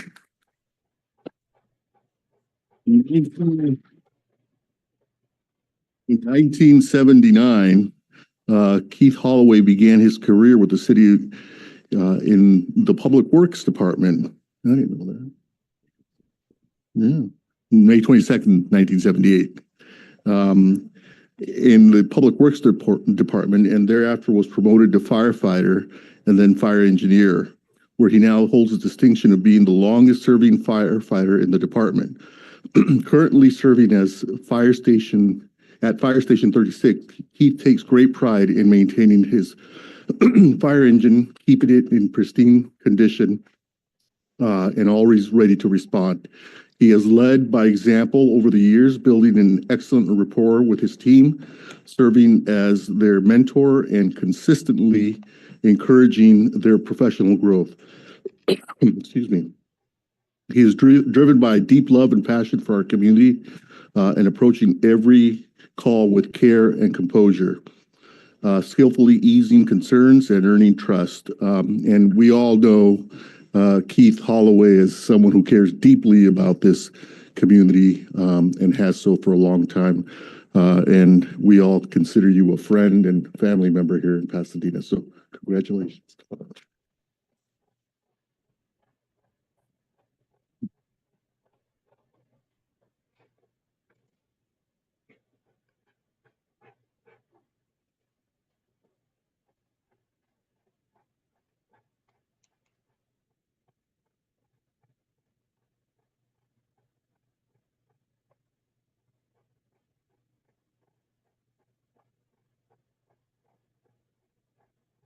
Cheese. Oops.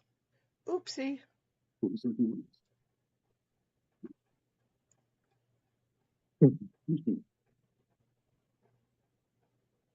Waited 45 years for it. I love my job. I'm just happy to be here. That's all. I come to work every day and I'm just a soldier. I get on the rig and I'm just happy to be one of your soldiers, do what I do if I can't do it anymore. That's it.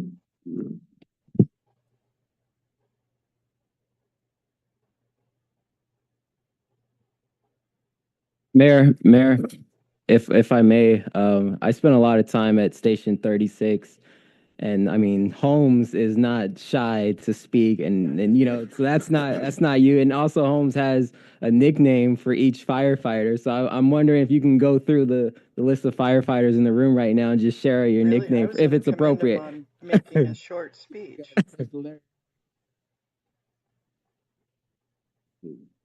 Hellboy. We got Critical Mass. That was the best acceptance speech I heard in a long time. But in all seriousness, I went on ride-alongs with Station 36, and everyone in Pasadena knows Keith Holloway. We went into different residential homes and even businesses, and they appreciate your service, and we appreciate your service. So congratulations on your decades-long commitment to our community. We appreciate it. Mayor, I just wanted to say something really quickly about Mr. Holloway. I mean, I'll just say that everyone, I don't have a fire station. I'm probably the only district that does not have a fire station. But your station is the station that services pretty much my whole entire district. 36 is everywhere. And everyone I run into, that had a father, older father, or even a young son, they all know, hey, is that Mr. Holloway still, is he still a firefighter? I'm like, absolutely, he's still a firefighter. And I'm looking at you right now, brother, 45 years. You look like you might be 45 years old. I don't know what they are feeding y'all over in the fire department, but I need to come over there and get some of that too, because you look amazing. And I look forward to seeing you 45 more years. And, I like to eat a lot of butter. So if something happens to me, I know that you're going to come to my house and take care of me. So I appreciate you, man. I just want to tell you thank you. And all of my community members, they have the most profound respect and love for you.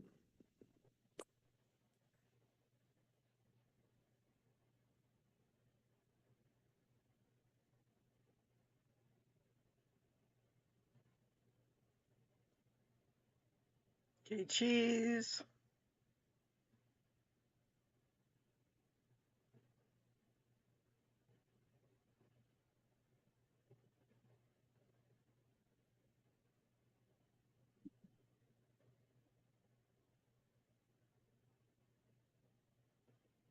Next, we have David Webster, 35 years. David began his career with the city in 1989 as a city service worker and was promoted to municipal worker and work experience aide, where he has served for 32 years. Throughout his tenure, David has been a consistent and reliable aide who meets deadlines, takes initiatives, and has a positive attitude. Over the years of the fire department, David has earned the utmost trust of his peers by communicating clearly, remaining flexible, and focusing on excellent customer service. Congratulations on 35 years of service. Also, someone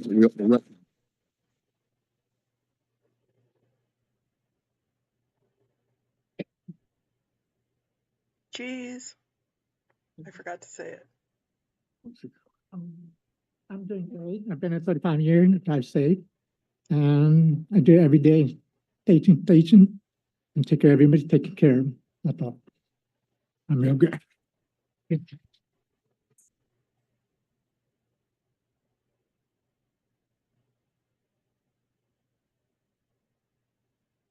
Next, we have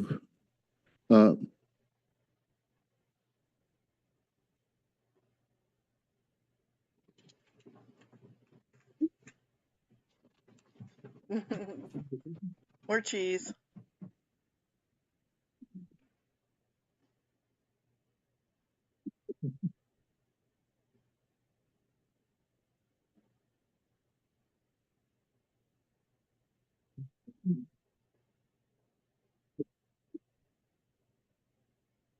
Next, we have Mark Sedino, who began his dedicated career with the city of Pasadena in 1988 as a library page, and soon thereafter was promoted to a library assistant and then library technician. During his tenure, Mark was the only page to be entrusted with the assignment of reshelving the fragile materials from the Centennial Room. As a library technician, Mark was a member of the library's Municipal Information Services research team at the Central Library, working alongside research librarians and providing detailed research information for both city departments and patrons. Over the years, he has been involved in the training of newly hired technicians and librarians within the city, within the central reference section, and has built an excellent rapport with his many employees that he has trained. Thank you for your important work, Mark, and congratulations on 35 years of service.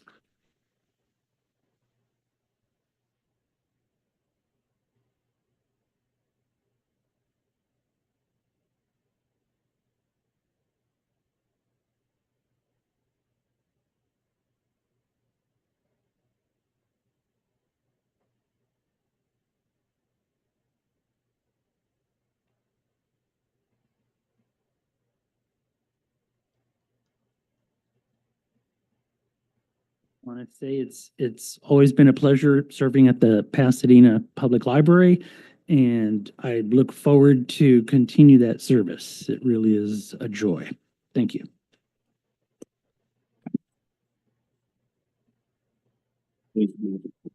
Next is no judgment, no judgment.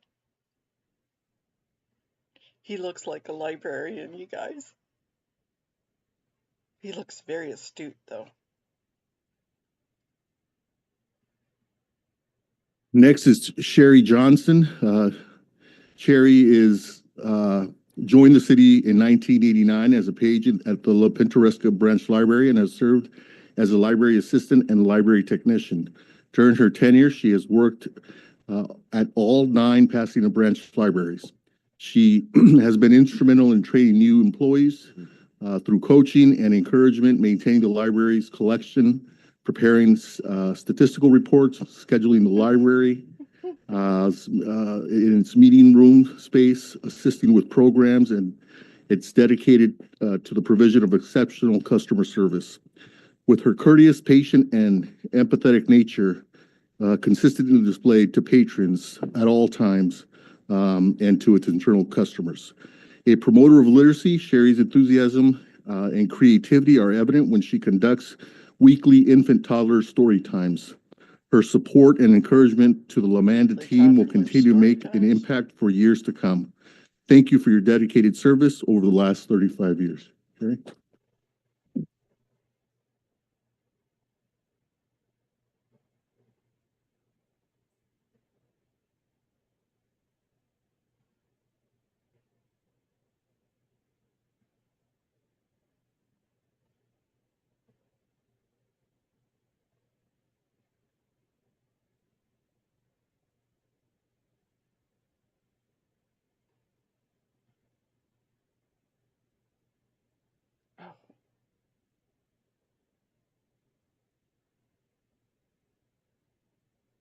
I just want to say that I love working for the City of Pasadena Library.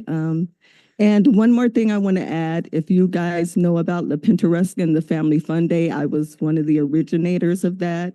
I kind of started it. They called me the hot dogger because I was the one like serving the hot dogs. So thank you so much. And I look toward another 35 years.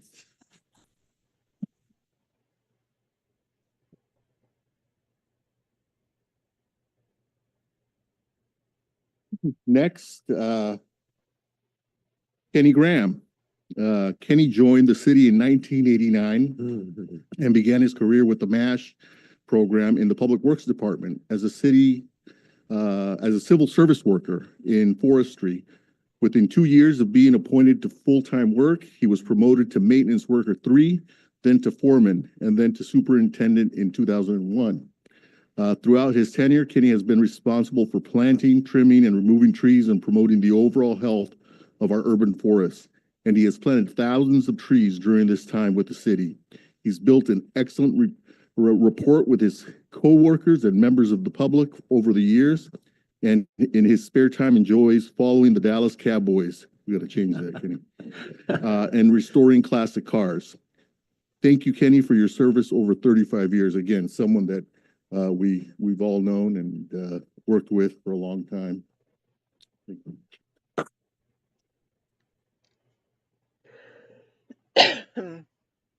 We have to wait for all the ceremonial matters to be I'd done. like to thank council for all the support I've been getting from you guys over all the years, and I'd like to continue that learning curve as we solve the challenges of the urban forest. So that your understanding of the trees and our challenges is very important. So I want to say thank you to you all for the support. Mayor?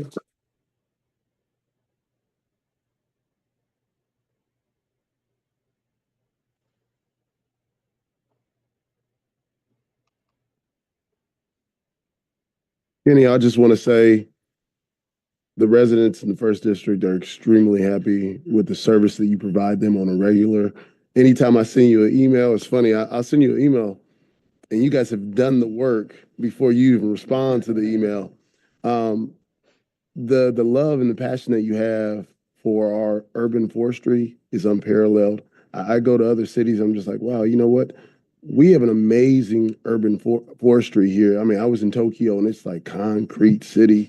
Other cities, I mean, I don't want to mention some of our neighboring cities just in case I do something bigger than this. No, just fine. That's a joke. But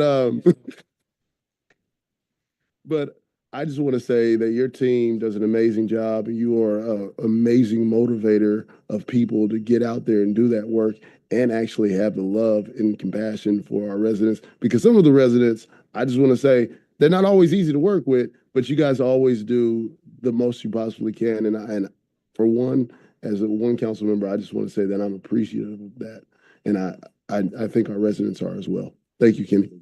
And Kenny, I just want to echo what Councilmember Hampton said. The residents of District 3, and you know this, they appreciate your service to our community. And it always seems like you come through for us each and every time. And, you know, I can just count on Los Robles, the number of tickets we've submitted to you. And, you know, you always are very responsive to myself, to Lisa, to the residents who email us. So we really appreciate that. Thank you for your service.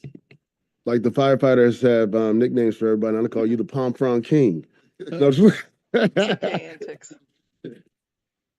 Kenny, I want to chime in here as well.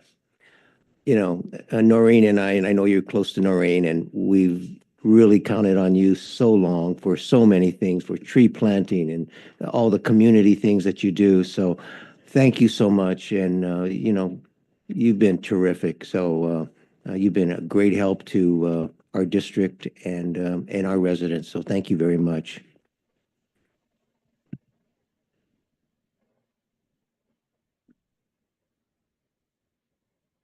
Cheese, forgot the cheese. No pictures for you, dude.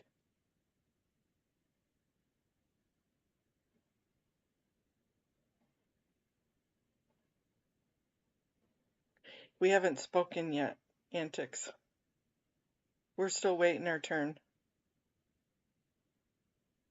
We also, unfortunately, these employees weren't able to be here, but we have Nikki Takarabi, who's a library technician who celebrates 40 years. Victor Holloway, who works in Public Works, also as a Public Works crew supervisor, also 40 years. And for 35 years, we have Rosa Angel from Finance, Dorian Cohen from the library, Rosa Nuno in the police department, Earl Charles in the Public Works department, and Ernest T. Mays in the Public Works department, Tony Estrada in the Water and Power department, and Arturo Ferrer in the Water and Power department, also celebrating 35 years.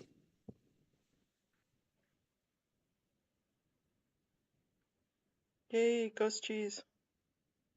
Mr. City Manager? Thank you, Mayor. I also want to, December is the time when a lot of people retire, and one of our retirees was Bill Wong in the Housing Department. So today I informed and selected Jim Wong to be our Acting Director of Housing. Jim has an incredible tenure here with the city, has done so many things. Jim, if you just want to come up and say a few words and introduce yourself to the council and the public. I think the council knows you, but the public may want to get to know who's going to be at the helm over at our incredible Housing Department. I'm happy to. Thank you, City Manager. Mr. Mayor, members of the City Council, Jim Wong, currently, well, as of today, I was Senior Project Manager for the Housing Department. I think I can speak for most of the Housing Department staff. Well, I think every Housing Department staff member that we're still trying to process that Bill Wong is retired and we won't have the benefit of his leadership, his wisdom, and his guidance. I've worked under Bill for 15 years, my 35 career years in the city. So I've always looked to Bill as a leadership in the field. And in some ways, it's kind of a daunting task to follow in Bill's footsteps, the acknowledged greatest housing director in the nation. So I want to thank you, Bill, for your time with the city and for your guidance. So I've been with the city of Pasadena since 1990. Worked through a number of positions, including mostly in the housing field, working in the planning and development department. I was there when the city created the housing department in 2002, 2004. And I've been in various roles in the housing department as a project coordinator, project manager, senior project manager. I was acting housing administrator for a time. So I'm looking forward to serving the city in the best capacity that I can. I wanted to thank McGill and City Manager for the opportunity. So with that, I think I'm just ready to jump into the job. Thank you.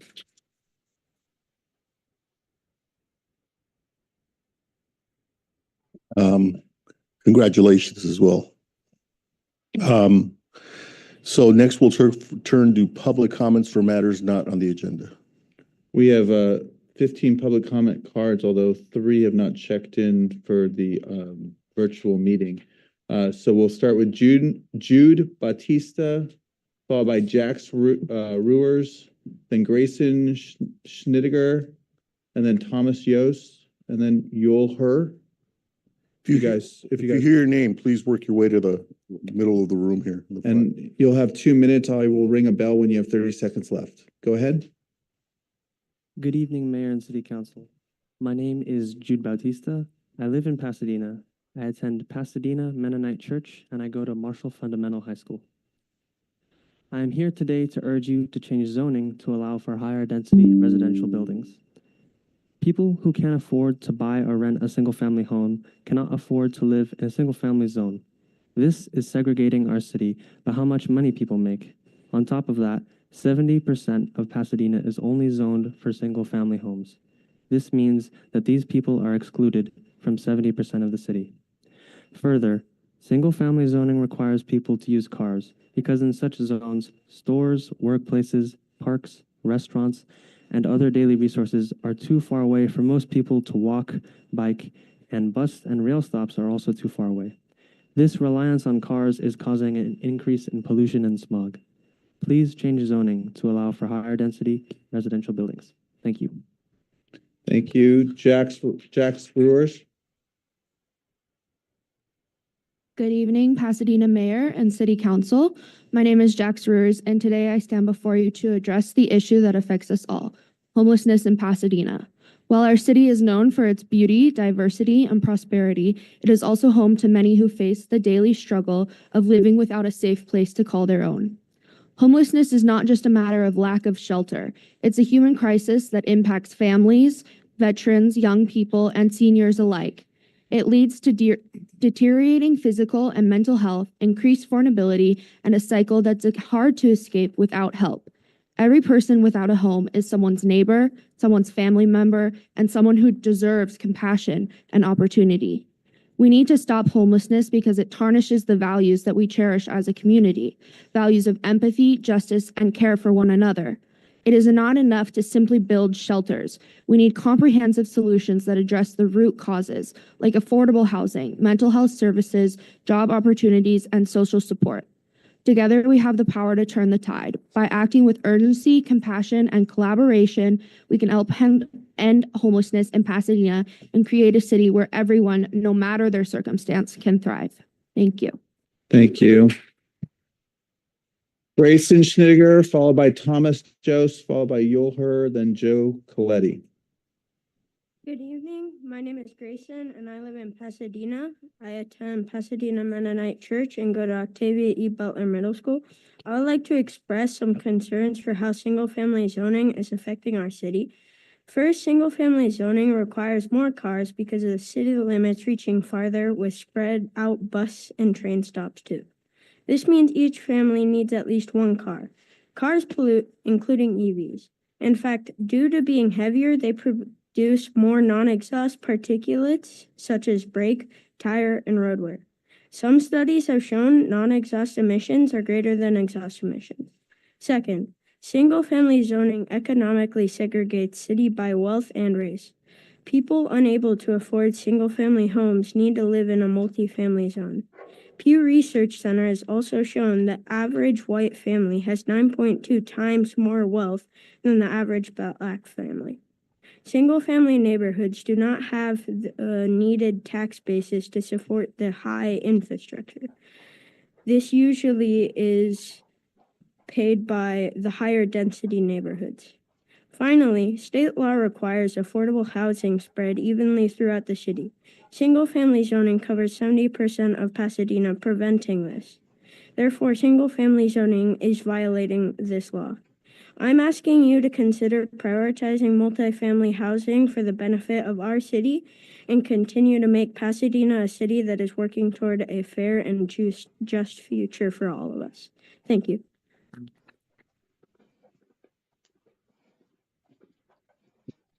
Good evening, Mayor and City Council. My name is Thomas Jost, a member of a renting family.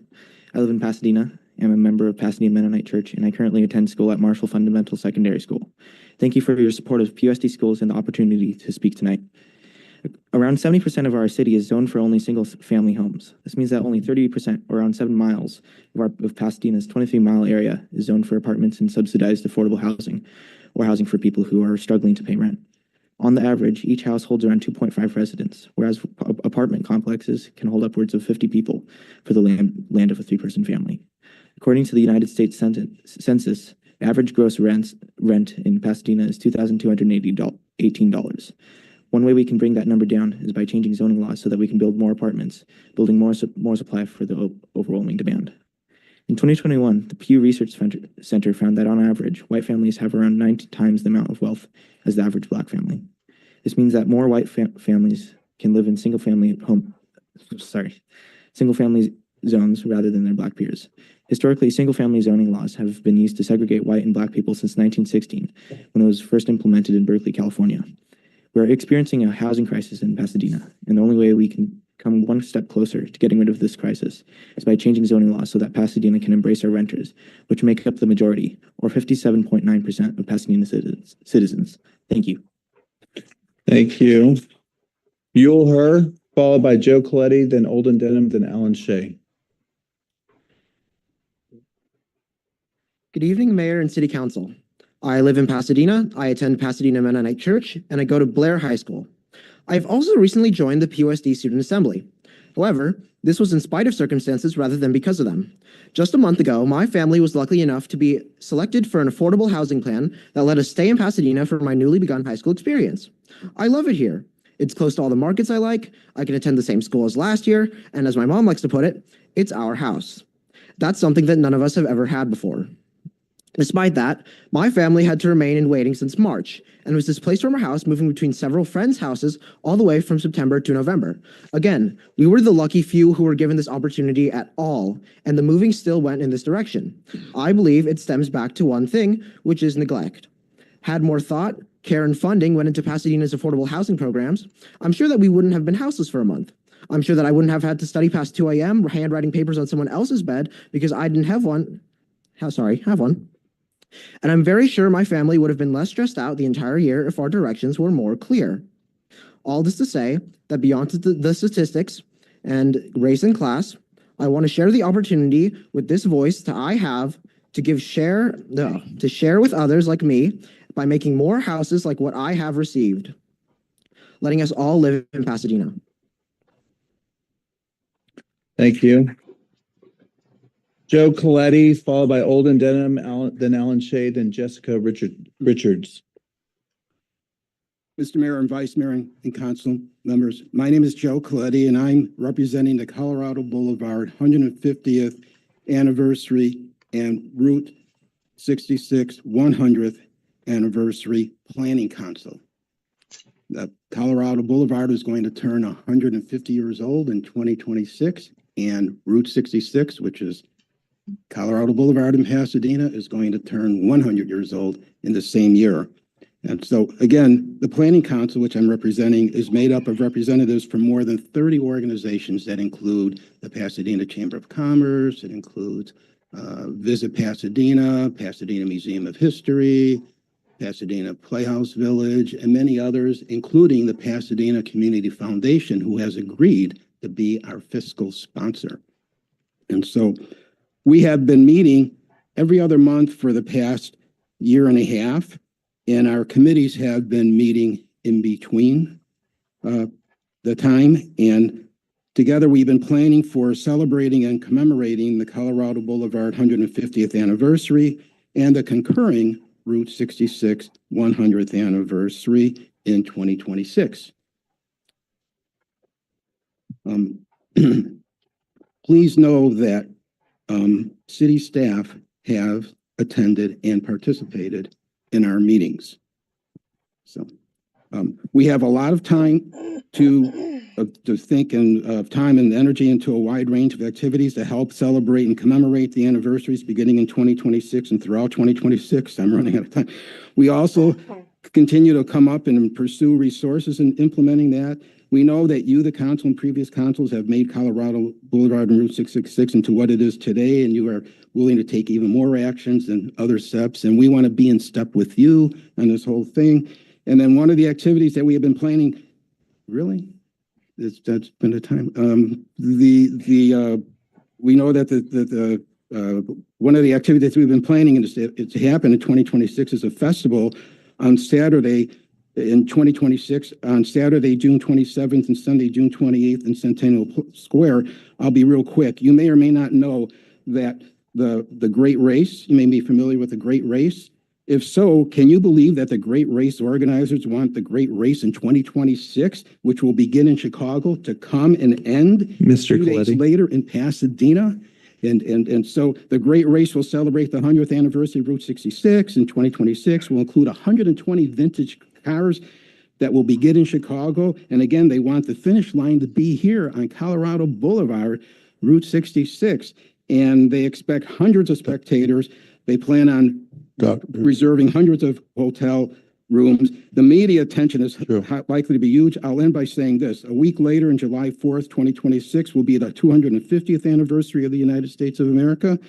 And for the past 150 years, Pasadena has stood taller and taller regarding the economic and sexual successes of Colorado Boulevard. And the very last thing I'll say this, in 2026, let's stand even taller while celebrating and commemorating Colorado Boulevard and Route 66. And Mr. Mayor and Council, let's plan together and let's make, Mr. Mayor, in your words, Pasadena the center of the universe.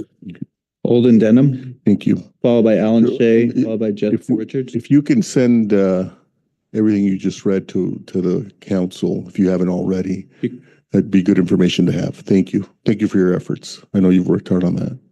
Well, here we are again. I want to wish everybody a happy season, a season's greeting, whether it's Christmas or Hanukkah or whatever. But anyway, here we are. We've been through a whole year, and everyone here pretty much knows me except for the new guy here. Welcome aboard, Mr. Cole. At any rate, you know what I'm here about? I'm here because I feel like we haven't been able to hold our police accountable for some of the deaths that have passed us. And I got one question. Before I say that question, I want to say how much I love Pasadena. How could I not love Pasadena when you see all the awesome people who work for Pasadena and these young people who got up and spoke? Man, I'm just really impressed. And how could I not love what's going on in Pasadena? But we still have this issue. We still have this problem, and I want to readdress something that came up at the early stages of this, and we brought forth the AB 392, which is a law that was put in place. It's a common sense law that was put in place, and this law was put into place to actually to stem police from killing people, and we never addressed that. We never went into it, and I want to ask our city attorney why that was never looked into as a means of holding our police, actually anyone who works in the city, accountable for their actions. And that AB 392, you can look it up, and it states simply that the only justifiable reason to shoot someone or kill someone is because of imminent threat or danger to someone, himself or someone else. That didn't happen in the case that I've been addressing too long about. There was no imminent threat. How can you threaten be a threat running away? The only threat is that he was going to get away. And we have no means of holding someone accountable. That's what I've been addressing this city council with, you know. And I also asked about this charter change, and we even picked a police reform commission and to make recommendations. I was hoping that was going to bring some change about, but all these things have never, but all of this, and I didn't want to disappoint you by not showing up tonight. We're going to finish this year talking about this, and I hope we can get somewhere with this situation so you can be able to hold police or anyone in our city who is undesirable, accountable, and get them off our streets. And I thank you for my time. Once again, Merry Christmas and Happy Hanukkah and Kwanzaa to everyone. Thank you, Mr. Alan Shea, followed by Jessica Richards, then Annette Yasin, then Tina Miller, then Yadi. Well, first of all, I'd like to thank the City Council for having a very nice closure for the end of the year. Secondly, I'd like to thank a couple of people here, starting with I'm going to call him the man with the bright lights himself, Councilmember Hampton. Why don't you stand up? He brings a bright light, not only figuratively, but literally. So give us some love over there with the bright lights. And it brings a bright light into this chamber because the words spoken by the young people from the Mennonite Church gave a very profound statement in such a group. And it's the first time I've ever seen that. Being a political scientist who love the city and have always worked for young people, that is very, very historical. And I'm honored to see that has happened here in this chamber. Lastly, I have stepped before this chamber every week, every Monday for 5 years, asking, demanding, seeking that we agendize accountability, especially once we were able to get the Oversight Commission. This panel has indicated that they were going to put something forth for the voters, and they ran out of time. Those efforts still should be had to move forward. As you can see, one of the spokers, number 2, that spoke today so eloquently, spoke about fair and justice for the future. That should apply to everybody. The number 4 speaker, I didn't catch your name, but you hit it right on the corner when you said race and class. Pasadena is known as a divisive division city. With the leadership we have here, we should correct that. And I'm standing next to the new generation. If we don't make it fit for this young man and his generation, we've all failed. I don't want to be a part of that failure, and I will continue to come before you seeking that we agendize to have charter change come forth, and certainly come forth under the commission that you brought forth to make an oversight happen, especially you, Mayor Gordo. Thank you, Mr. Shea. Jessica Richards, followed by Annette Yasin, then Tina Miller, then Yadi. Hello, I'm Jessica Richards. I'm a resident of Bungalow Heaven, also a business owner in Pasadena, as well as a board member for the Bungalow Heaven Neighborhood Association. I'm here today to request that the City Council support in our neighborhood effort to save our beloved oak tree in McDonald Park. While this might seem like a small issue compared to some of the issues spoken about by previous speakers, and I won't compare importance, I'm just grateful for everyone's civic engagement, using their voice to bring relevant issues to this committee. However, I do think that trees are important. We are the tree city after all. And yet, one by one, if we don't invest in our trees, and that means both with proactive and reactive measures, our trees are in jeopardy, such as the one in McDonald Park. I understand that currently the process is on hold, and I'm grateful for that, pending further assessment. Our ask is that the city embrace a both and of public safety and preservation when it is possible. So the tree in question, for example, can be supported with posts for some of the low-hanging limbs. And there's many examples of that, All Saints Church, Monrovia Public Library, etc., so that we can do that both and. It isn't an either or. When I hear about this tree, I hear a false dichotomy saying this tree is an imminent danger. It's going to crash on people right away. And that's simply an exaggeration and a failure to embrace a both and of public safety and preservation. As I said, if we really are serious about preservation, we need to invest in both protection and prevention as well as reactivity. Spoiler alert, Annette's going to talk a little bit about the funding that it takes to do that. I'll close with this. I'll be back, to quote our former governor, and that is not a threat, a promise, because I also want to talk more about condition-based removals and the fact that currently that process doesn't have any oversight. If a tree ends up on that list, it just gets signed off and removed. And I think we need to take a little bit more scrutiny again so that we can preserve our urban forest. Thank you. Thank you. Thank you. Annette Yasin, then Tina Miller, then Yadi. Welcome.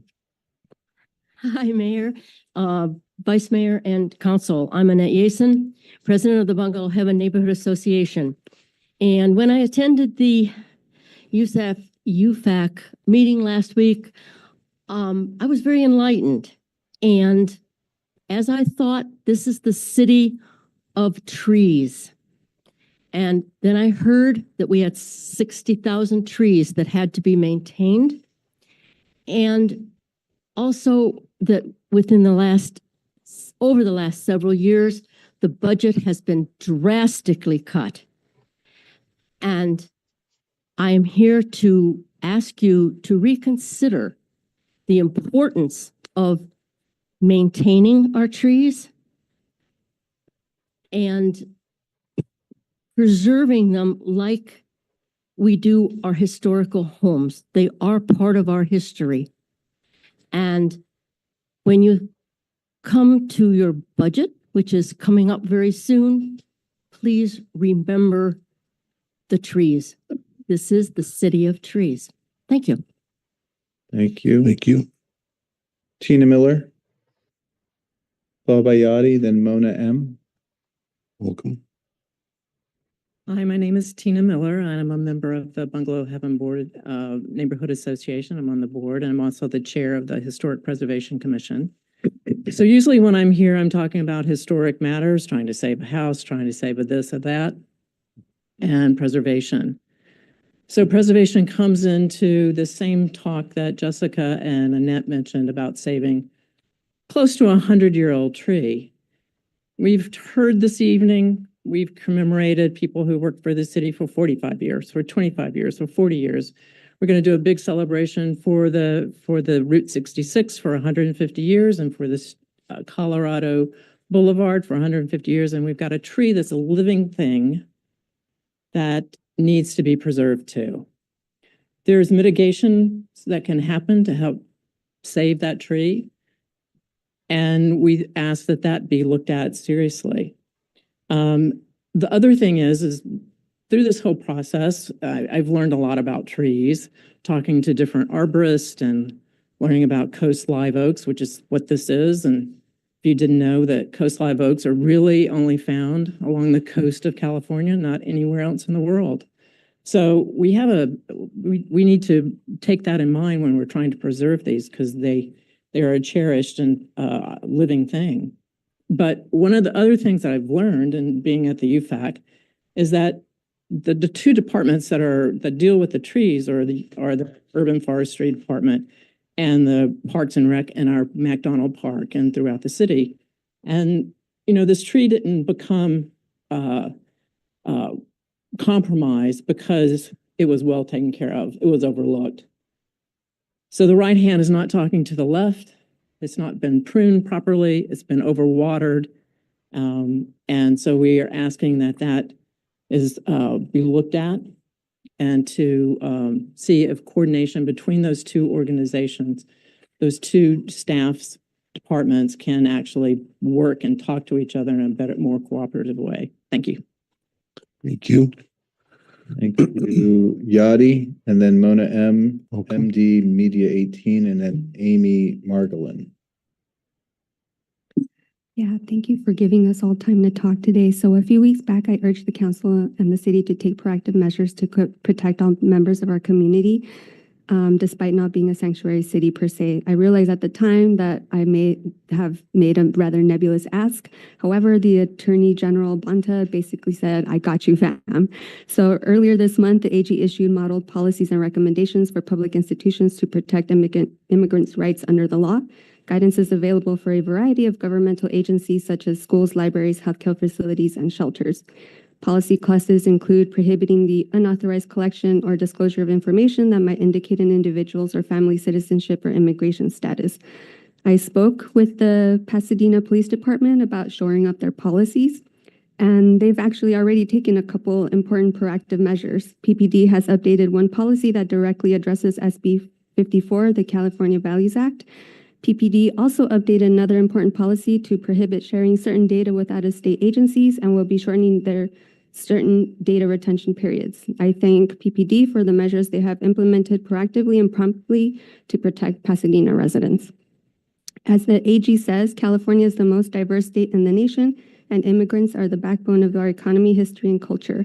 I therefore ask that the rest of our public institutions follow the AG's guidance and implement policies to protect our neighbors. Since public facilities like healthcare and schools are required to adopt the model policies or equivalent policies, I will be sending a follow-up email with this information to you as well. Thank you. Thank you. Sorry. Next. Mona M, we have a person named Mo in the... This meeting is being recorded. Them. Hello, can you hear me? Yes, is this Mona? This is Mona M, yes. Great, go ahead. Thank you. Mayor, Vice Mayor, and council members, thank you for the time to speak. I am not here to protest anyone's religion, Scientology, but am here to warn you about abuses happening behind the cloak of the religion. P. Diddy, Epstein, and Nassar are all examples of warnings that came to councils such as yourself, and nothing happened before the abuses went out of control. Physical, mental, and sexual abuses happen behind closed doors and are being swept under a PR rug. Many organizations operate in our community under the guise of humanitarian or educational causes, but some like these have hidden agendas. The Way to Happiness, Volunteer Ministers, Dianetics, Youth for Human Rights, CCHR, Foundations for a Drug-Free World, Applied Scholastics, Narconon, and Criminon. They boast on their website about the Purification Center, Scientology purification process. They consume high doses of niacin, often 100 milligrams and increasing to 5,000 milligrams over the course of the program, significantly higher than any medically recommended daily intake of about 15 milligrams. Then they sweat it out in a sauna for hours at a time along with physical exercise. Doesn't sound too harmful until you hear this is imposed on children as young as 8 years old. They are locked in the saunas for ungodly hours with adults with no supervision. It's a recipe for disaster.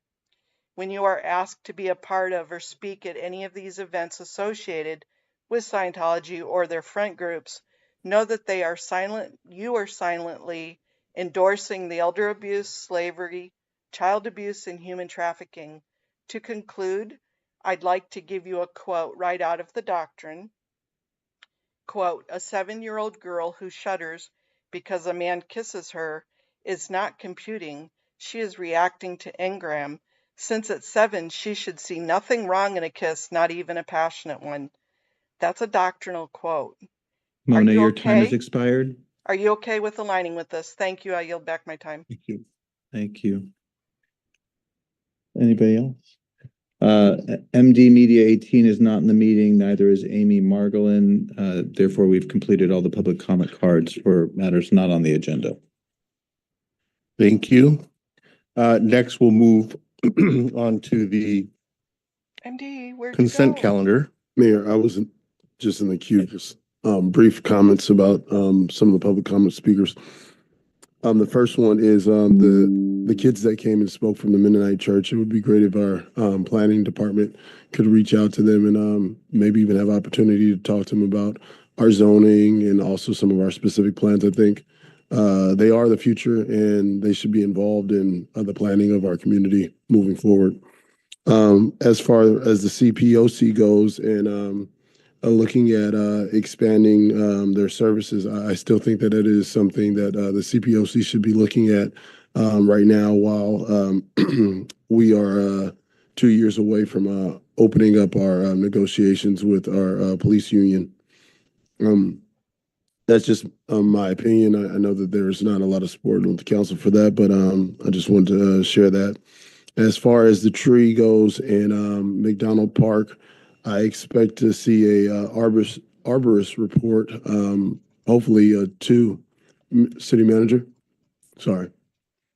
I just wanted I'm talking about the tree at McDonald's Park. I'd like to see an arborist report. I don't know if you already sent one out to the council. Not yet. It's still in progress and they're doing further testing. And we hope to have something by early January. Okay. And then, there are lots of examples where trees that were leaning severely have been saved through engineering. And if that is something that could be done, I think that this tree is, I've always seen that tree in McDonald Park. So it's bigger than just a tree. It's part of the community.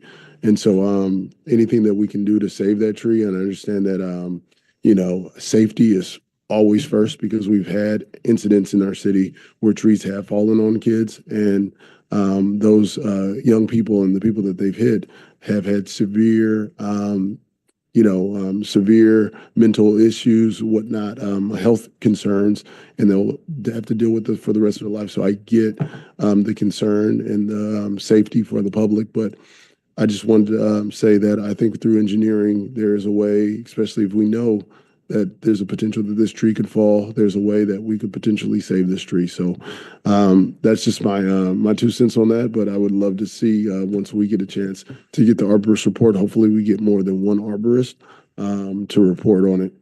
So we have 5 arborists on staff and we got an outside arborist to look at it. And, for you and for the public, I can assure you that the reason we're doing the extra test, both of the tree and of the soil, is to see if the tree can be saved. And if it can, using reasonable steps, we will do that. But we just don't know yet because we don't have the results back. Perfect. Thank you. Those were my comments. Thank you. Next, on the consent calendar. Mayor, if I could follow up to that, there was a tree that was removed in front of Robinson Park through this emergency process, and I'm wondering, did we go through the same steps that we did for McDonald Park at Robinson Park? My understanding is that they went through the steps required by the ordinance code. I think on that one, there was not the question of, whether that one could save. It was, and when they did take it down, my understanding, they have a variety of pictures of what it was, and it was sort of really, I don't know what the right word is, but compromised in a way that it couldn't be saved. But I can get those pictures and the information about that tree over to you. Yeah, because my understanding was that it was determined on Monday that it was a threat and it was removed Tuesday. I don't have the specifics on it, but I can certainly get the details for you. Okay, thank you. Great, thank you. Next, turning to the consent calendar, item 11 has been held. Well, at least I got a chance to speak, you guys. Matt must have fallen asleep. We'll go ahead and close out of that. We'll go into here. Okay, you guys, well, we'll back at it first thing in the morning. And I agree, that was nice having some young people in there. Nice seeing some young blood. Okay, I'm going to close out for the night. Loves you. Win, Grammy. Thanks, Kirby's mom. Kirby's mom, get some sleep. I'll talk to you guys tomorrow morning.